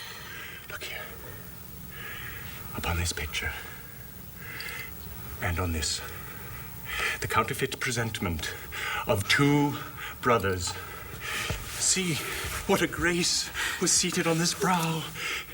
Hyperion's curls, the front of Jove himself, an eye like Mars to threaten and command, a station like the herald Mercury new lighted on a heaven-kissing hill, a combination and a form indeed where every god did seem to set his seal, to give the world assurance of a man. This was your husband. Look you now, what follows here is your husband, like a mildewed ear blasting his wholesome brother. Have you eyes? Could you on this fair mountain leave to feed and batten on this moor? Have you eyes? You cannot call it love, for at your age the heyday in the blood is tame. It's humble and waits upon the judgment. And what judgment would step from this to this? Oh, shame, where is thy blush? Oh, Hamlet, speak no more. Thou turn'st mine eyes into my very soul, and there I see such black and grained spots as will not leave their tint. Nay, but to live in the rank sweat of an enseamed bed, stewed in corruption, honeying and making love over the nasty stars. Speak to me no more. These words like daggers enter in mine ears no more, sweet. A murderer and a villain, a slave that is not 20th part the tithe of your precedent lord, a vice of kings, a cutpurse of the empire and the rule that from a shelf the precious diadem stole and put it in it. A king of shreds and patches. Save me and hover over me with your wings, you heavenly gods. What would your gracious figure? Alas, he's mad. Do not come your tardy son to chide. Do not forget, this visitation is but to whet thy almost blunted purpose. But look, amazement on thy mother sits. Speak to her, Hamlet.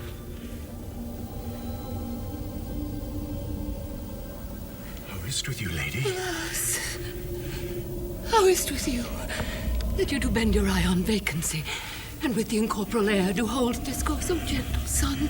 Whereon do you look? On him! On him! Look you how pale he glares! His form and cause conjoined, preaching to stones would make them capable. Oh, do not look upon me, lest with this piteous action you convert my stern effects. Then what I have to do will want true color, tears perchance for blood. To whom do you speak this?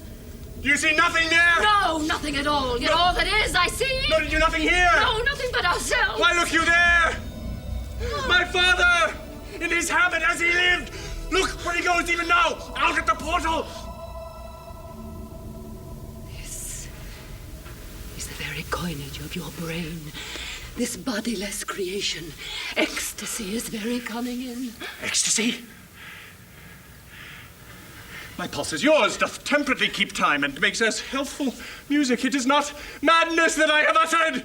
Mother, for love of grace, lay not that flattering unction to your soul, that not your trespass, but my madness speaks. It will but skin and film the ulcerous place, whilst rank corruption, mining all within, infects unseen. Confess yourself to heaven, repent what's past, avoid what is to come. Do not spread the compost on the weeds to make them ranker.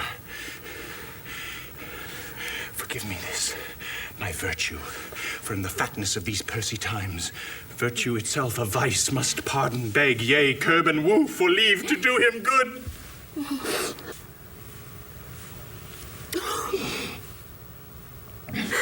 Hamlet, thou hast cleft my heart in twain. Oh, throw away the worser part of it, and live the purer with the other half.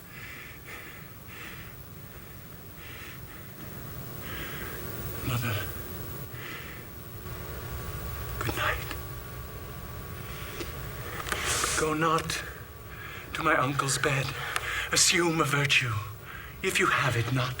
Refrain tonight, and that shall lend a kind of easiness to the next abstinence, the next more easy, for use almost can change the stamp of nature. Once more, good night. And when you are desirous to be blessed, I'll blessing beg of you.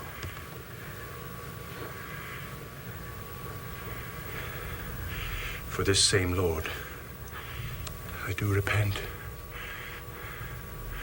But heaven hath pleased it so to punish me with this, and this with me, that I must be their scourge and minister.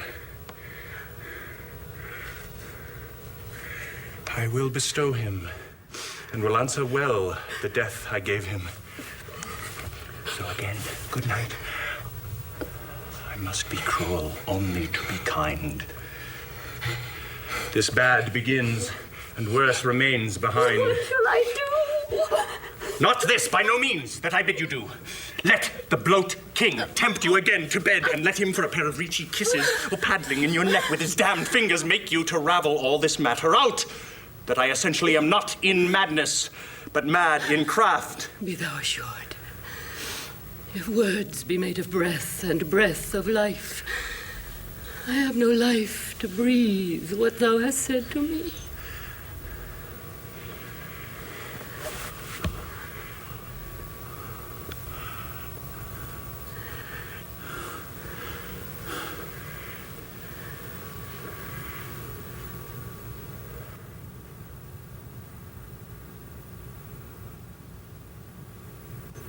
I must to England. You know that. Alack, I had forgot. This man shall set me packing. I'll lug the guts into the neighbor room. Mother.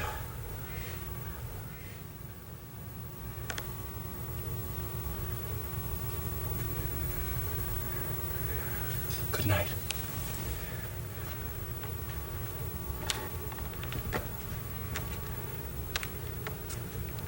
Indeed, this counselor is now most still, most secret, and most grave, who was in life a foolish, prating knave.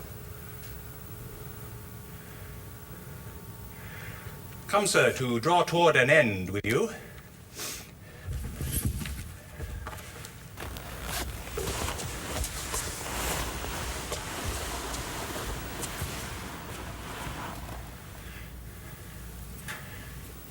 Good night, Mother.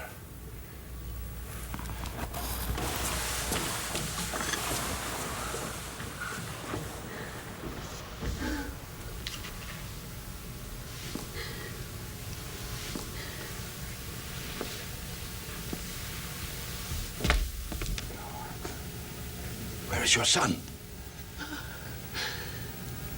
Mine own lord, what I have seen tonight. What, Gertrude? How does Hamlet? Mad as the sea and wind, when both contend, which is the mightier. In his lawless fit, behind the arras, hearing something stir, cries a rat, a rat. And in this brainish apprehension kills the unseen good old man.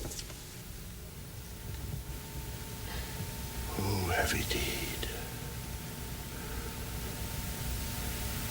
It had been so with us had we been there.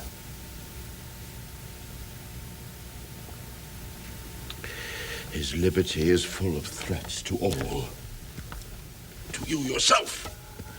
To us. To everyone. Alas, how shall this bloody deed be answered? It will be laid to us, whose providence should have kept short, restrained, and out of haunt this mad young man. Where is he gone? To draw apart the body he has killed. Oh, Gertrude, come away. The sun no sooner shall the mountains touch, but we will ship him hence. And this vile deed we must, with all our majesty and skill, both countenance and excuse. Safely stowed. Now, who calls on Hamlet? Oh, here they come. What have you done, my lord, with the dead body? Compounded it with dust, whereto 'tis kin. Tell us where it is, that we may take it thence and bear it to the chapel. Do not believe it. Believe what, my lord? That I can keep your counsel and not mine own. Besides, to be demanded of a sponge, what replication should be made by the son of a king? Take you me for a sponge, my lord? Aye, sir, that soaks up the king's countenance, his rewards, his authorities. But such officers do the king best service in the end. He keeps them like an ape an apple in the corner of his jaw, first mouthed, to be last swallowed. When he needs what you have gleaned, it is but squeezing you, and sponge, you shall be dry again. My lord, you must tell us where the body is and go with us to the king. The body is with the king, but the king is not with the body. The king is a thing. A thing, my lord. Of nothing. Bring me to him. Now, Hamlet, where's Polonius? At supper. At supper? Where? Not where he eats, but where he is eaten. A certain convocation of politic worms are in at him. Your worm is your only emperor for diet. We fat all creatures else to fat us, and we fat ourselves for maggots. Your fat king and your lean beggar are but variable service. 2 dishes, but to 1 table. That's the end. Alas. Alas. A man may fish with the worm that hath ate of a king, and eat of the fish that hath fed of that worm. What dost thou mean by this? Nothing. But to show you how a king may go a progress through the guts of a beggar. Where is Polonius? In heaven. Send thither to see. If your messenger find him not there, seek him in the other place yourself. But if indeed you find him not within this month, you shall nose him as you go up the stairs into the lobby. Go seek him there. He will stay till you come. Hamlet, this deed for thine especial safety, which we do tender, as we dearly grieve for that which thou hast done, must send thee hence with fiery quickness. Therefore prepare thyself. The bark is ready, and the wind at help. The associates tend, and everything is bent for England. For England? Aye, Hamlet. Good. So is it, if thou knewst our purposes. I see a cherub that sees them. Come, for England. Farewell, dear mother. Thy loving father, Hamlet. My mother. Father and mother is man and wife. Man and wife is one flesh. And so, my mother. Come. For England. Follow him at foot. Tempt him with speed aboard. Delay it not. I'll have him hence tonight. Away! for everything is sealed and done that else leans on the affair. Pray you make haste!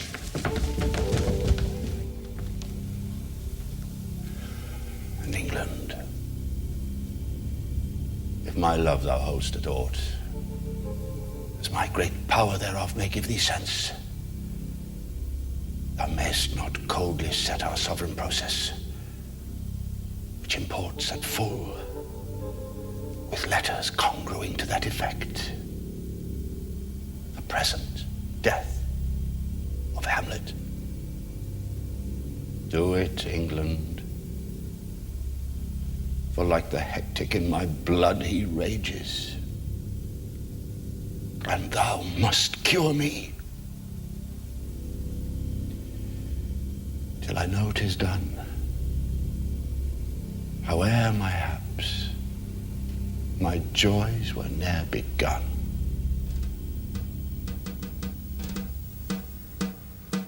Go, Captain. From me, greet the Danish king. Tell him that by his license, Fortinbras craves the conveyance of a promised march over his kingdom.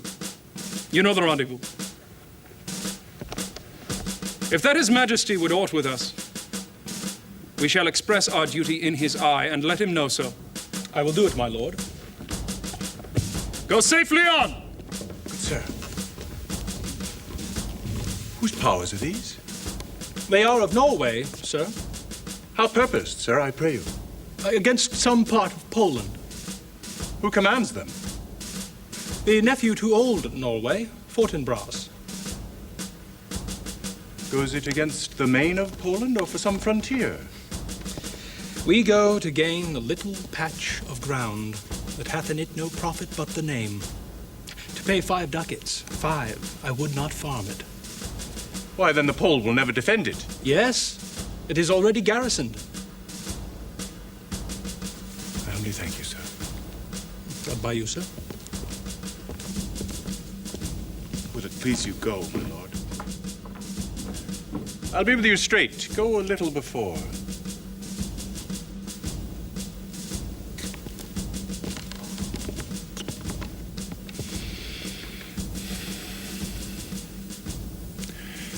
How all occasions do inform against me and spur my dull revenge. What is a man, if his chief good and market of his time be but to sleep and feed? A beast, no more. Sure he that made us with such large discourse, looking before and after, gave us not that capability and godlike reason to fust in us unused. Now, whether it be bestial oblivion, or some craven scruple of thinking too precisely on the event, a thought which quartered hath but 1 part wisdom, and ever 3 parts coward. I do not know why yet I live to say this thing's to do. Sith I have cause, and will, and strength, and means to do it. Examples gross as earth exhort me. Witness this army of such mass and charge, led by a delicate and tender prince, whose spirit with divine ambition puffed makes mouths at the invisible event, exposing what is mortal and unsure to all that fortune, death, and danger dare, even for an eggshell. Rightly to be great is not to stir without great argument, but greatly to find quarrel in a straw when honor's at the stake. How stand I then? Could have a father killed, a mother stained, excitements of my reason and my blood, and let all sleep, while to my shame I see the imminent death of 20,000 men, that for a fantasy and trick of fame go to their graves like beds, fight for a plot whereon the numbers cannot try the cause. which is not tomb enough and continent to hide the slain.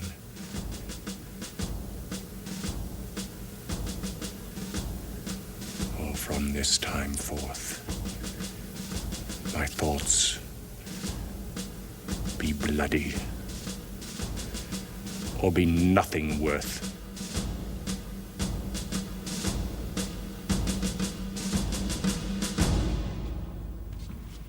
Where is the beauteous majesty of Denmark? Why, how now, Ophelia?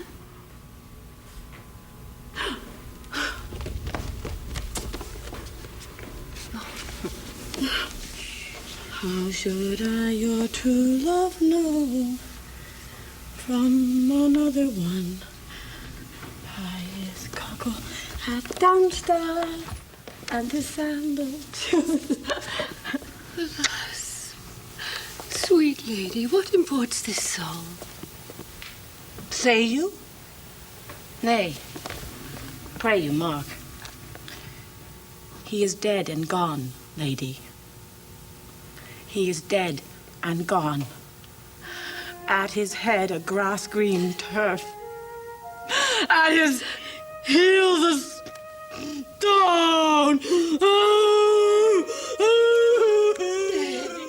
But Ophelia... Do you mark? White his shroud, the mountains snow. My lord, look here.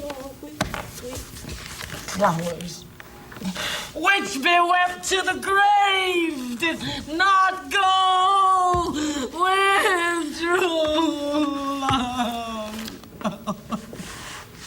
Showers. How do you, pretty lady? Ooh, well, God ild you. They say the owl was a baker's daughter. Lord, we know what we are, but we know not what we may be. God be at your table. Conceit upon her father. Break you! Let us have no words of this. But when they ask you what it means, say you this. Tomorrow is St. Valentine's Day, all in the morning betime. And I, a maid at your window, to be your Valentine. Pretty Ophelia. Indeed. La.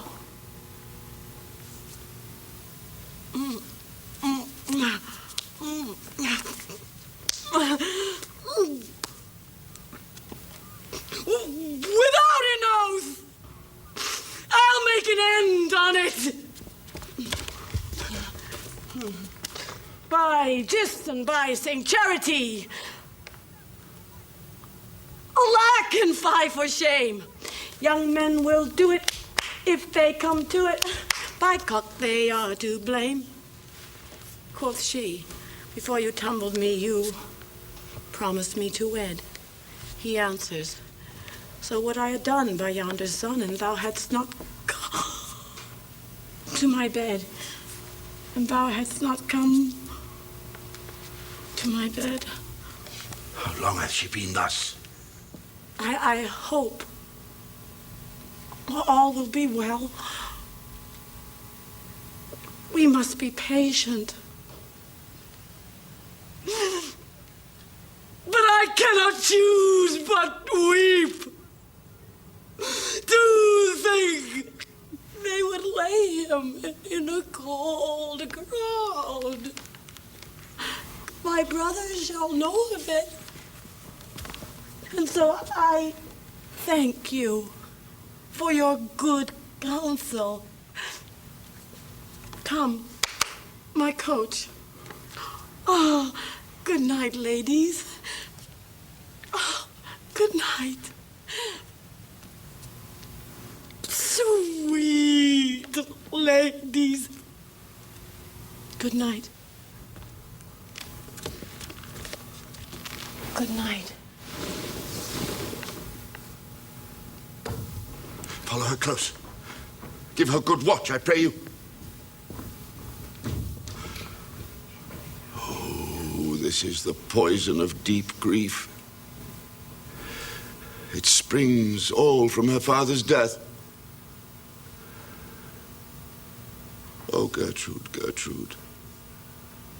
When sorrows come, they come not single spies, but in battalions. Alack, what noise is this? Save yourself, my lord, for young Laertes in a riotous head o'erbears your officers. The rabble call him lord. They cry, choose we.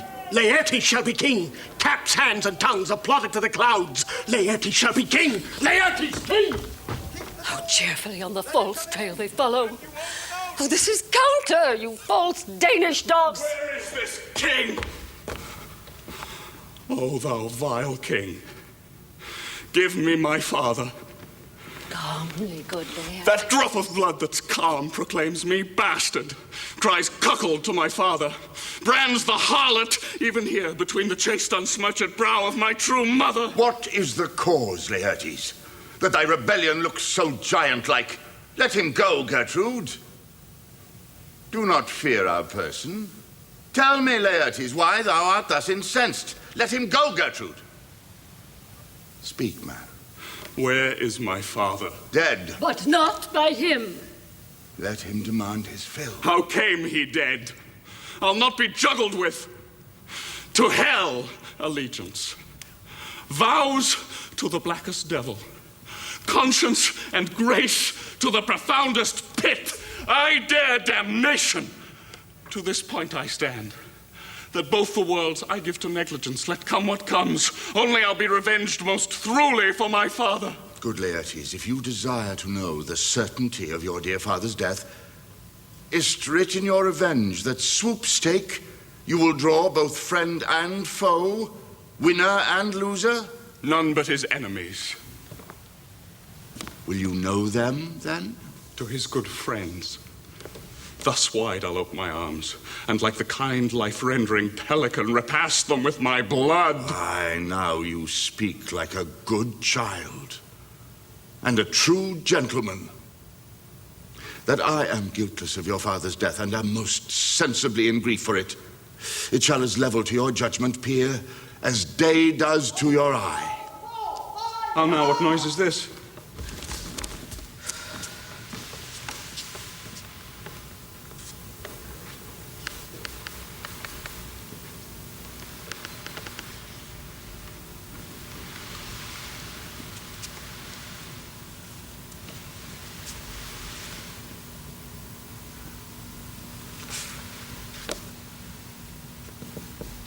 Oh, heat, dry up my brains.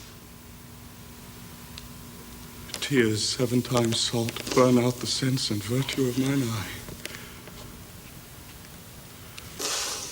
By heavens, thy madness shall be paid by weight till our scale turn the beam. O Rose of May, dear maid, kind sister,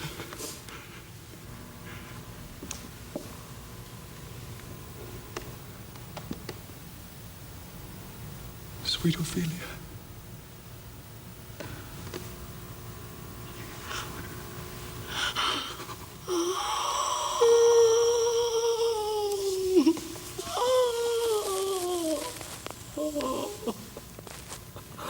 Oh, heavens, is possible a young maid's wits may be as mortal as an old man's life?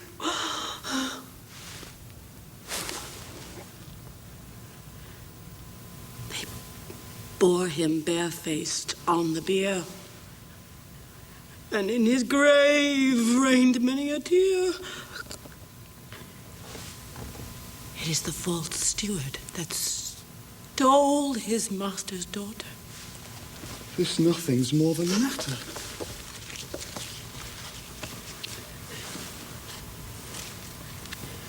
There's Rosemary. That's for remembrance.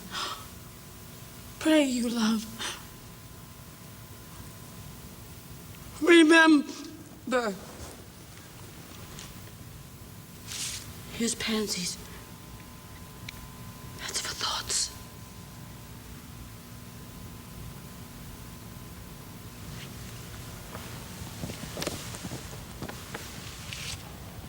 Here's fennel for you. And columbines.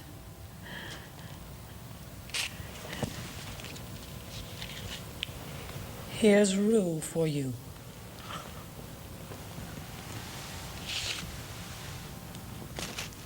And some for me. We may call it herb of grace o' Sundays. Oh, you must wear your rue with a difference. There's a daisy.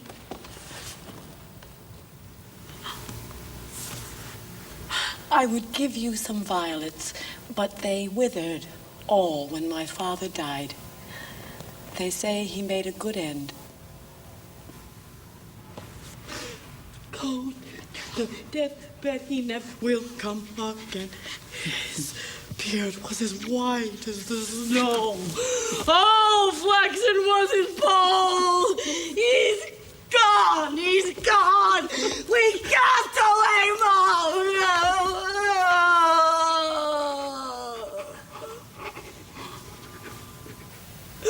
God, have mercy on his soul.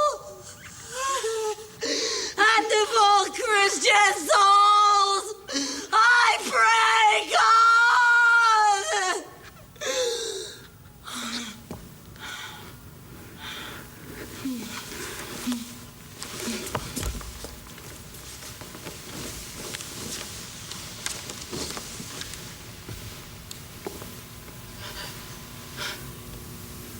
God be with you.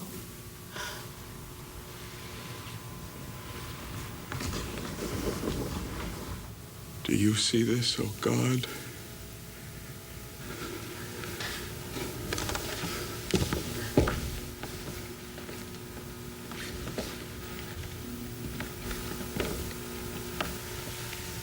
Laertes, I must commune with your grief, or you deny me right. Make choice of whom your wisest friends you will, and let them hear and judge twixt you and me. And where the offense is, let the great axe fall. I pray you, go with me.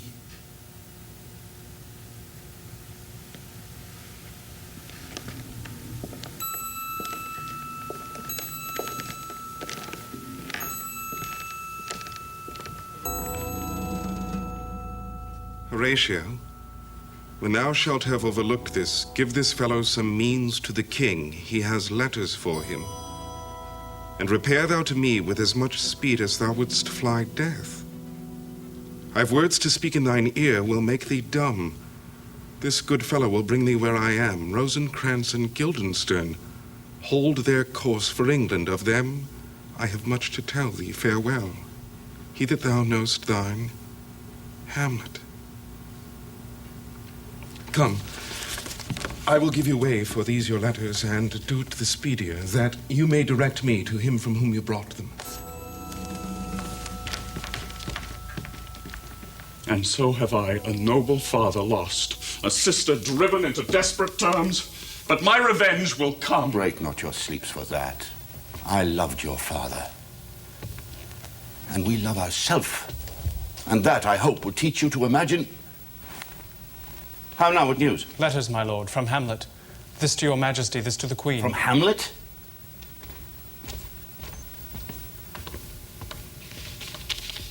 Laertes, you shall hear them. Leave us.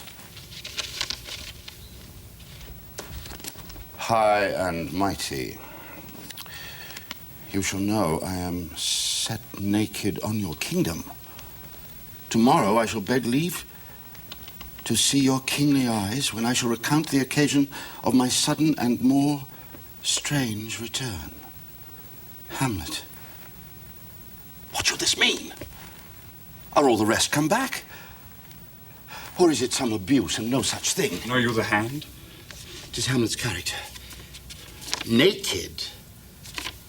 And in a postscript here, he says alone.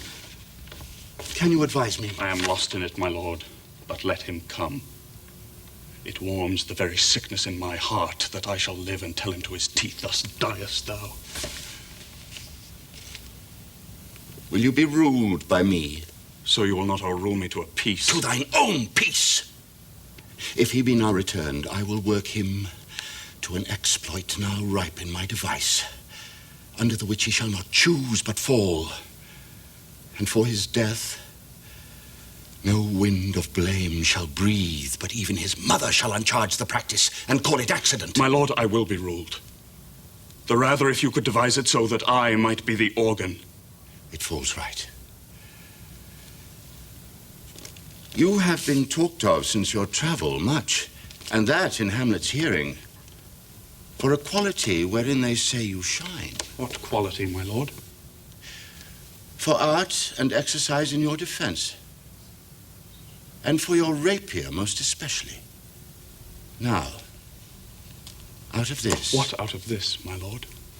Hamlet comes back.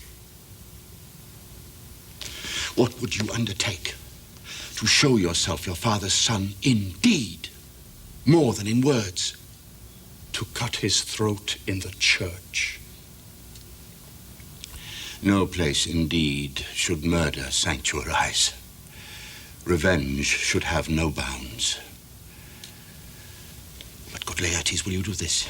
Keep close within your chamber. Hamlet returned shall know you are come home. We'll put on those shall praise your excellence, commend your fame, bring you in fine together, and wager on your heads. He, being remiss, most generous, and free from all contriving, will not peruse the foils. So with ease, or with a little shuffling, you may choose a sword unbaited, and in a pass of practice, requite him for your father. I will do it.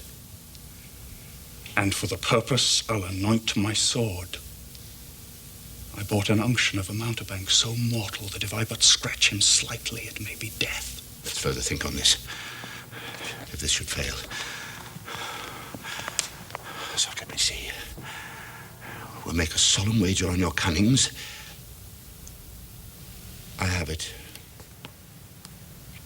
When in your motion you are hot and dry, and that he calls for drink, I'll have prepared him a chalice for the nonce, whereon but sipping, if he by chance escape your venomed stuck, our purpose may hold there. Stay, what noise? How now, sweet queen?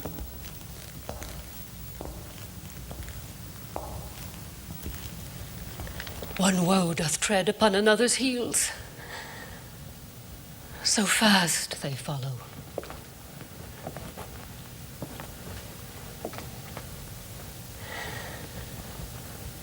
Your sister's drowned, Laertes. Drowned? Or where?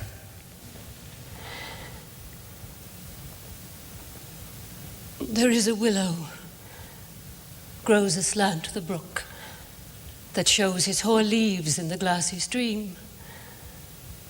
There, with fantastic garlands did she come, of crowflowers, nettles, daisies, and long purples, that liberal shepherds give a grosser name, but our cold maids do dead men's fingers call them. There, on the pendant boughs are coronet weeds clambering to hang. An envious sliver broke, when down her weedy trophies and herself fell in the weeping brook.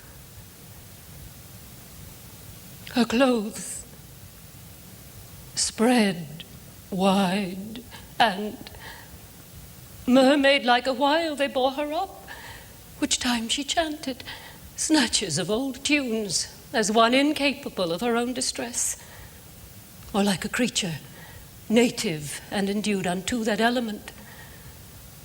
But long it could not be, till that her garments, heavy with their drink, pulled the poor wretch from her melodious lay to muddy Death. Alas, then she is drowned. Drowned. Drowned.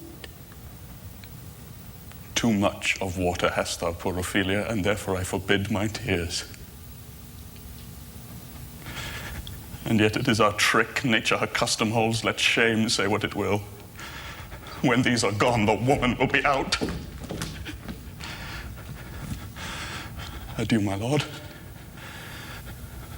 I have a speech of fire that fain would blaze, but that this folly drowns it. Gertrude, let's follow. How much I had to do to calm his rage. Now fear I this will give it start again. Therefore, let's follow. In youth, when I did love, me thought it was very sweet to contract all the time for a Maya behold. Oh, me thought there was nothing a meet. This fellow no feeling of his business that he sings at grave making. Custom hath made it in him a property of easiness. 'Tis e'en so. The hand of little employment hath the daintier sense. A pickaxe and a spade, for in a shrouding sheet. Oh, a pit of clay for to be made for such a guest is meet. I'll speak to this fellow. Whose grave's this, sirrah? Mine, sir. Oh, a pit of clay. I think it be thine indeed, for thou liest in it. You lie out on, sir, and therefore 'tis not yours. For my part, I do not lie in it, yet it is mine. Thou dost lie in it, to be in it and say 'tis thine. 'Tis for the dead, not for the quick. Therefore thou liest. 'Tis a quick lie, sir. 'Twill away again from me to you. What man dost thou dig it for? No man, sir. What woman, then? For none, neither. Who's to be buried in it? One that was a woman, sir, but rest her soul, she's dead. Absolute the knave is. We must speak by the card, or equivocation will undo us. How long hast thou been a grave maker? Of all the days of the year, I came to it that day our last King Hamlet overcame Fortinbras. How long is that since? Cannot you tell that? Every fool can tell that. 'Twas the day young Hamlet was born. He that is mad and sent into England. Aye, marry, why was he sent into England? Why, because he was mad. He shall recover his wits there. Or if he do not, 'tis no great matter there. Why? 'Twill not be seen in them there. There the men are as mad as he. How came he mad? Very strangely, they say. How strangely? Faith, aim with losing his wits. Upon what ground? Why, here in Denmark. I have been sexton here. Man and boy, 30 years. How long will a man lie in the earth ere he rot? Faith, if he be not rotten before he die, he will last you some 8 year or 9 year. Here's a skull now. Hath lain you in the earth 23 years. Whose was it? A horse and mad fellows it was. Whose do you think it was? Nay, I know not. A pestilence on him for a mad rogue. He poured a flagon of Rhenish on my head once. This same skull, sir, was... Sir? Yorick's skull. The king's jester. This. E'en that.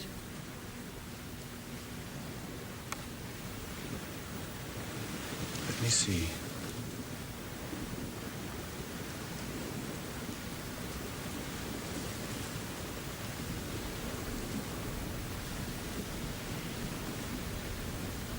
Alas. Poor Yorick. I knew him, Horatio. A fellow of infinite jest, of most excellent fancy. He hath borne me on his back 1,000 times. And now how abhorred in my imagination it is. My gorge rises at it. Here, hung those lips that I have kissed I know not how oft. Where be your jibes now, your gambols, your songs, your flashes of merriment that were wont to set the table on a roar? Not one now to mock your own grinning, quite chop-fallen?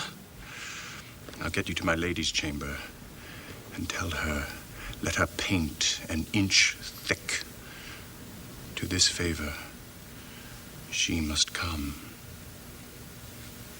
Make her laugh at that. Prithee, Horatio, tell me one thing. What's that, my lord? Dost thou think Alexander looked at this fashion in the earth? Even so. And smelt so? Even so, my lord. To what base uses we may return, Horatio.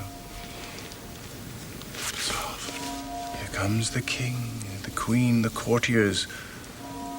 Who is this they follow, and with such maimed rites? This does betoken the corpse they followed did with desperate hand fordo its own life. It was of some estate. Couch we a while and mark.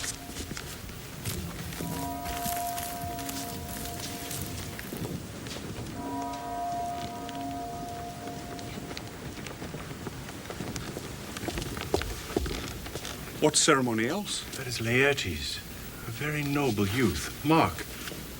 What ceremony else? Her obsequies have been as far enlarged as we have warranty. Her death was doubtful, and but that great command o'ersways the order, she should in ground unsanctified have lodged till the last trumpet. I tell thee, churlish priest, a ministering angel shall my sister be when thou liest howling. The fair Ophelia. Sweets to the sweet. Farewell.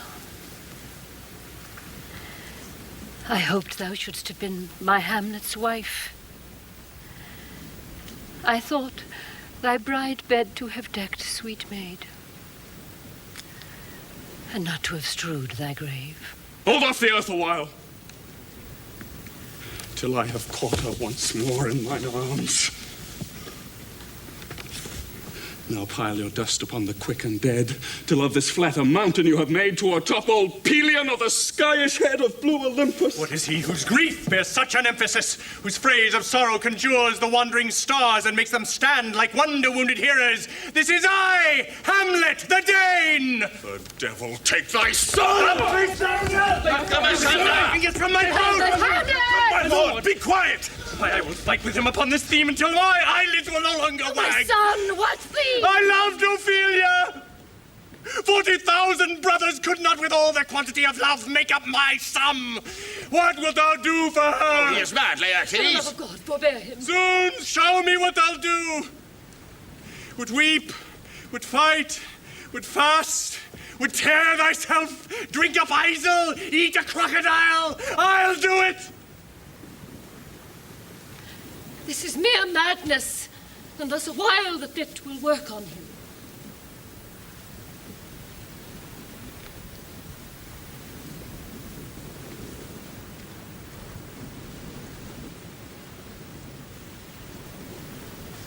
Hear you, sir, what is the reason that you use me thus? I loved you ever. But it is no matter. Let Hercules himself do what he may. The cat will mew, and dog will have his day.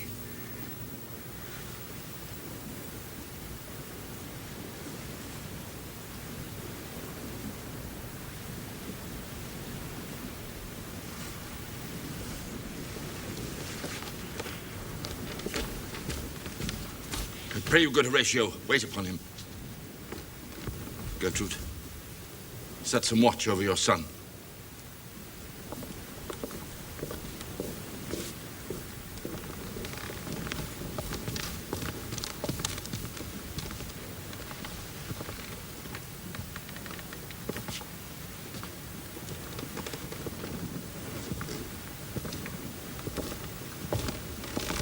Strengthen your patience in our last night's speech.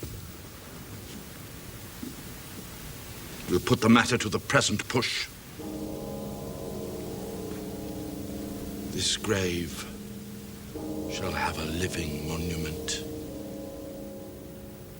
So much for this, sir. Now shall you see the other. You do remember all the circumstance? Remember it, my lord. Sir, in my heart there was a kind of fighting which would not let me sleep. Rashly, and praised be rashness for it, let us know. Our indiscretion sometimes serves us well when our deep plots do pall, and that should learn us. There's a divinity that shapes our ends, rough hew them how we will. That is most certain. Up from my cabin, my sea gown scarfed about me, in the dark groped I to find out my two schoolfellows. Had my desire, fingered their grand commission, where I found Horatio. Royal knavery, an exact command, that on the supervised no leisure bated, no, not to stay the grinding of the axe. My head should be struck off. Is't possible? Here is the commission. Read it at more leisure, but wilt thou hear me how I did proceed? I beseech you. I sat me down, devised a new commission, an earnest conjuration from the king, that on the view and knowing of these contents, they should the bearers put to sudden death. So, Guildenstern and Rosencrantz go to it. My man, they did make love to this employment. They are not near my conscience. 'Tis dangerous when the baser nature comes between the pass and fell insensed points of mighty opposites. What a king is this?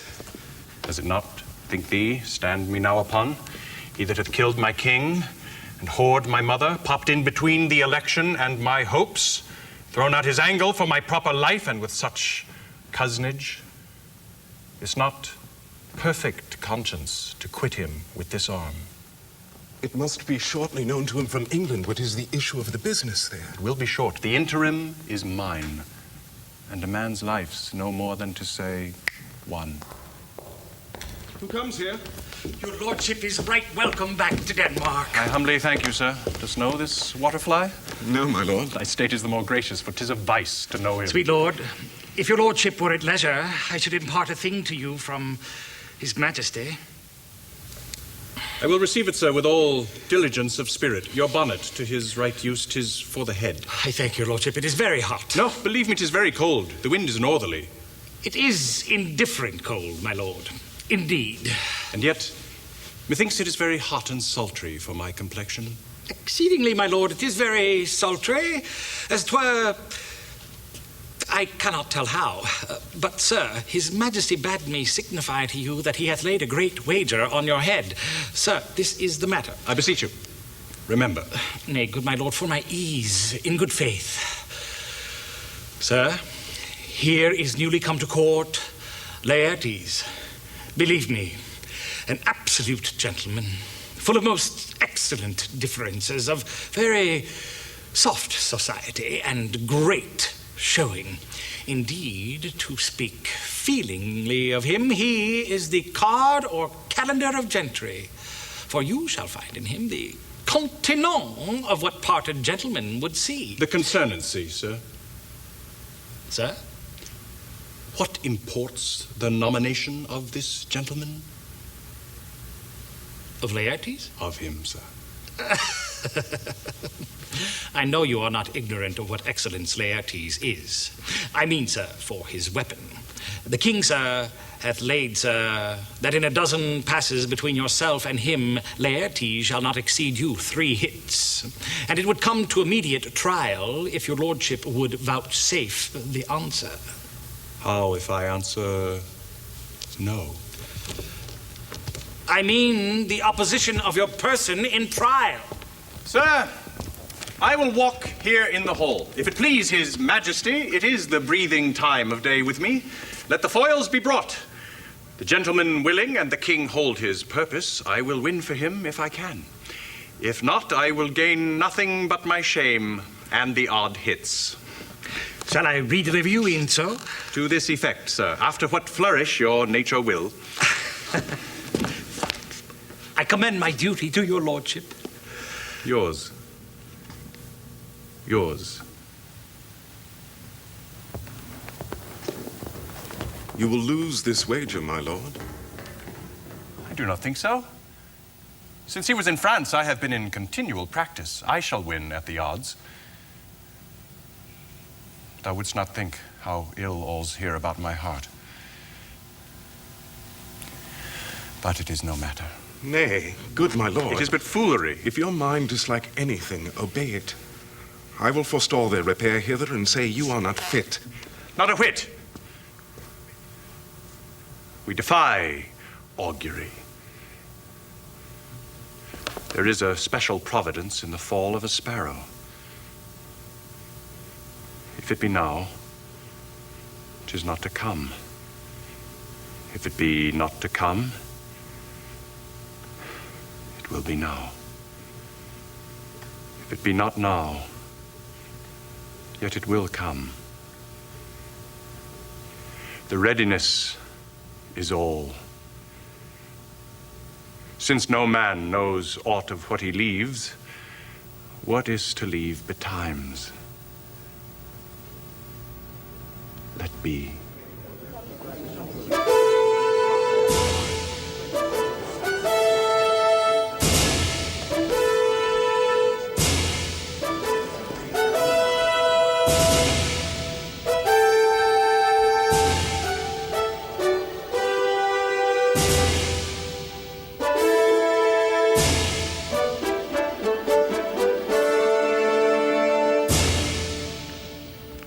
Hamlet. Come and take this hand from me. Give me your pardon, sir. I have done you wrong. But pardon it as you are a gentleman. What I have done that might your nature, honor, and exception roughly awake, I here proclaim was madness. Sir, in this audience, let my disclaiming from a purposed evil free me so far in your most generous thoughts that I have shot my arrow o'er the house and hurt my brother. I do receive your offered love like love, and will not wrong it. I embrace it freely. And will this brother's wager frankly play? Give us the foils. Come, one for me. I'll be your foil, Laertes. In mine ignorance, your skill shall like a star in the darkest night stick fiery off indeed. You mock me, sir. No, by this hand. Give them the foils, good Osric.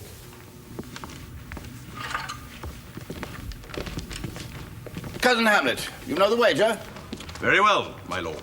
Your grace has laid the odds on the weaker side. I do not think it. This is too heavy. Let me see another. This one likes me well. These foils have all a length. Am I good, lord? Set me the stoups of wine upon that table. If Hamlet give the first or second hit, let all the battlements their ordnance fire. The king shall drink to Hamlet's better breath. And in the cup an union shall he throw, richer than that which 4 successive kings in Denmark's crown have worn. Give me the cup. And let the kettle to the trumpet speak, the trumpet to the cannoneer without, the cannons to the heavens, the heaven to earth. Now the king drinks to Hamlet.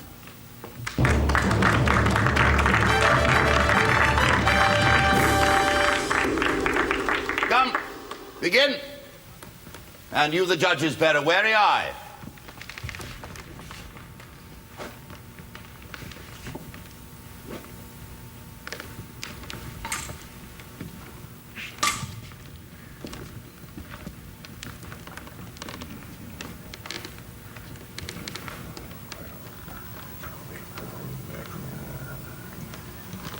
Come on, sir.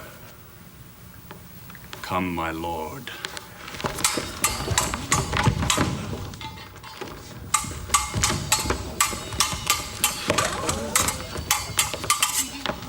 What? No! Judgment? A hit! A very palpable hit! Well, again! Say! Give me drink. Hamlet, this pearl is thine. Here's to thy health.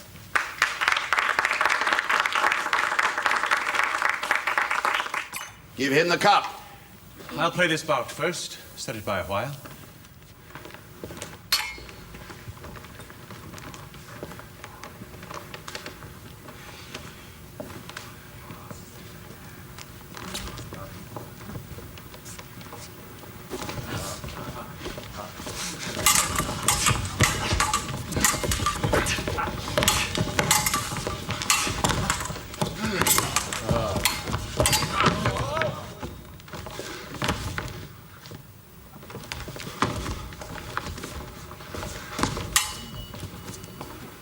Another hit, what say you? A touch. A touch, I do. Our son shall win. Here, Hamlet, take my napkin, rub thy brow. The queen carouses to thy fortune, Hamlet. Good madam. Gertrude! Do not drink. I will, my lord. I pray you pardon me. It is the poisoned cup. It is too late. I dare not drink now. By and by. Come, let me wipe thy face. My lord, I'll hit him now. I do not think it. And yet it is almost against my conscience. Come, for the third, Laertes, you do but dally. I pray you, pass with your best violence. I'm afeard you make a wanton of me. Say you so. Come on.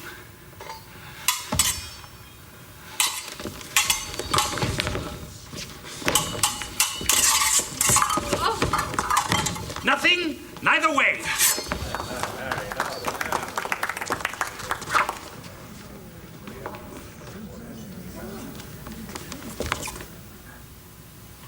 Have at you now.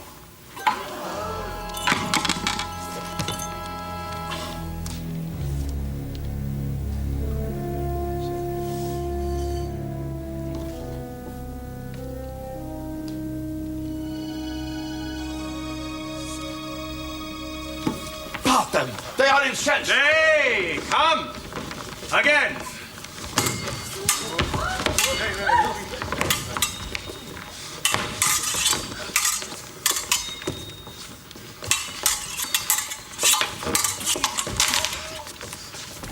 Look to the queen now! They bleed on both sides. How is it, my lord? How is it, Laertes? I am justly killed with mine own treachery. How does the queen? She swoons to see them bleed. No, no, no. The drink. The drink. Oh, my good. Drink. Drink. I am poisoned. Oh, villainy. Oh, let the doors be locked! Treachery! Seek it out! It is here, Hamlet. Hamlet, thou art slain. No medicine in the world can do thee good. The treacherous instrument is in thy hand, unbaited and envenomed.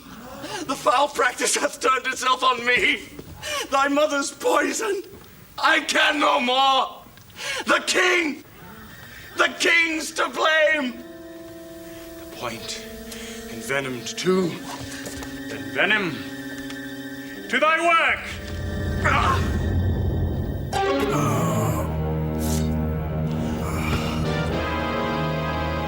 Defend me, friends. I am but hurt. Thou incestuous murderous, damn the Dane, drink off this potion. Is thy union here? Follow my mother! He is justly served. It is a poison tempered by himself. Exchange forgiveness with me, noble Hamlet. Mine and my father's death come not upon thee, nor thine on me. Heaven make thee free of it. I follow thee. I am dead. Horatio.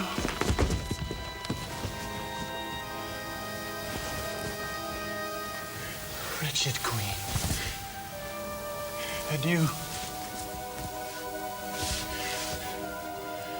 You that look pale and tremble at this chance, that are but mutes or audience to this act, had I but time, as this fell Sergeant Death is strict in his arrest.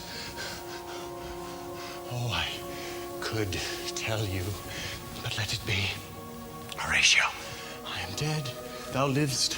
Report me and my cause aright to the unsatisfied. Never believe it. I am more an antique Roman than a Dane. He has yet some liquor left. Sergeant man, give me the cup. Let go. By heaven, I'll have it! God, Horatio. What a wounded name. Things standing thus unknown shall live behind me.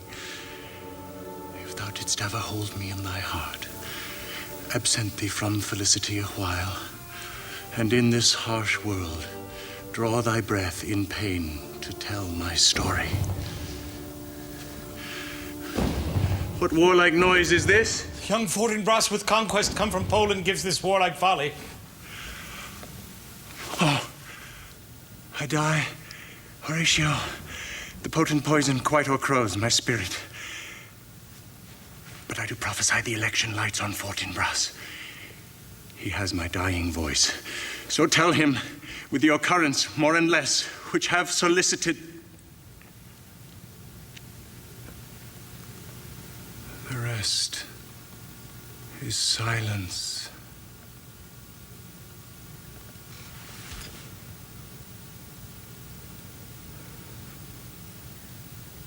Now cracks a noble heart.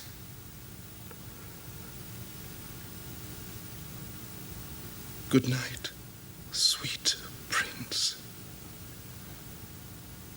And flights of angels sing thee to thy rest.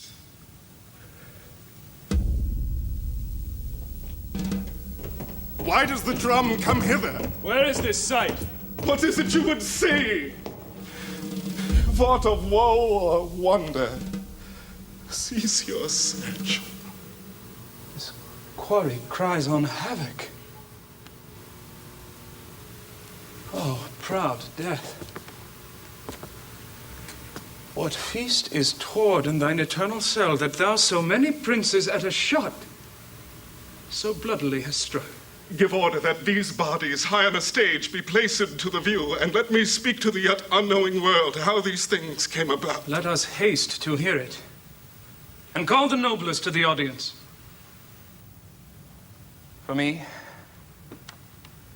with sorrow I embrace my fortune. I have some rights of memory in this kingdom, which now to claim, my vantage doth invite me.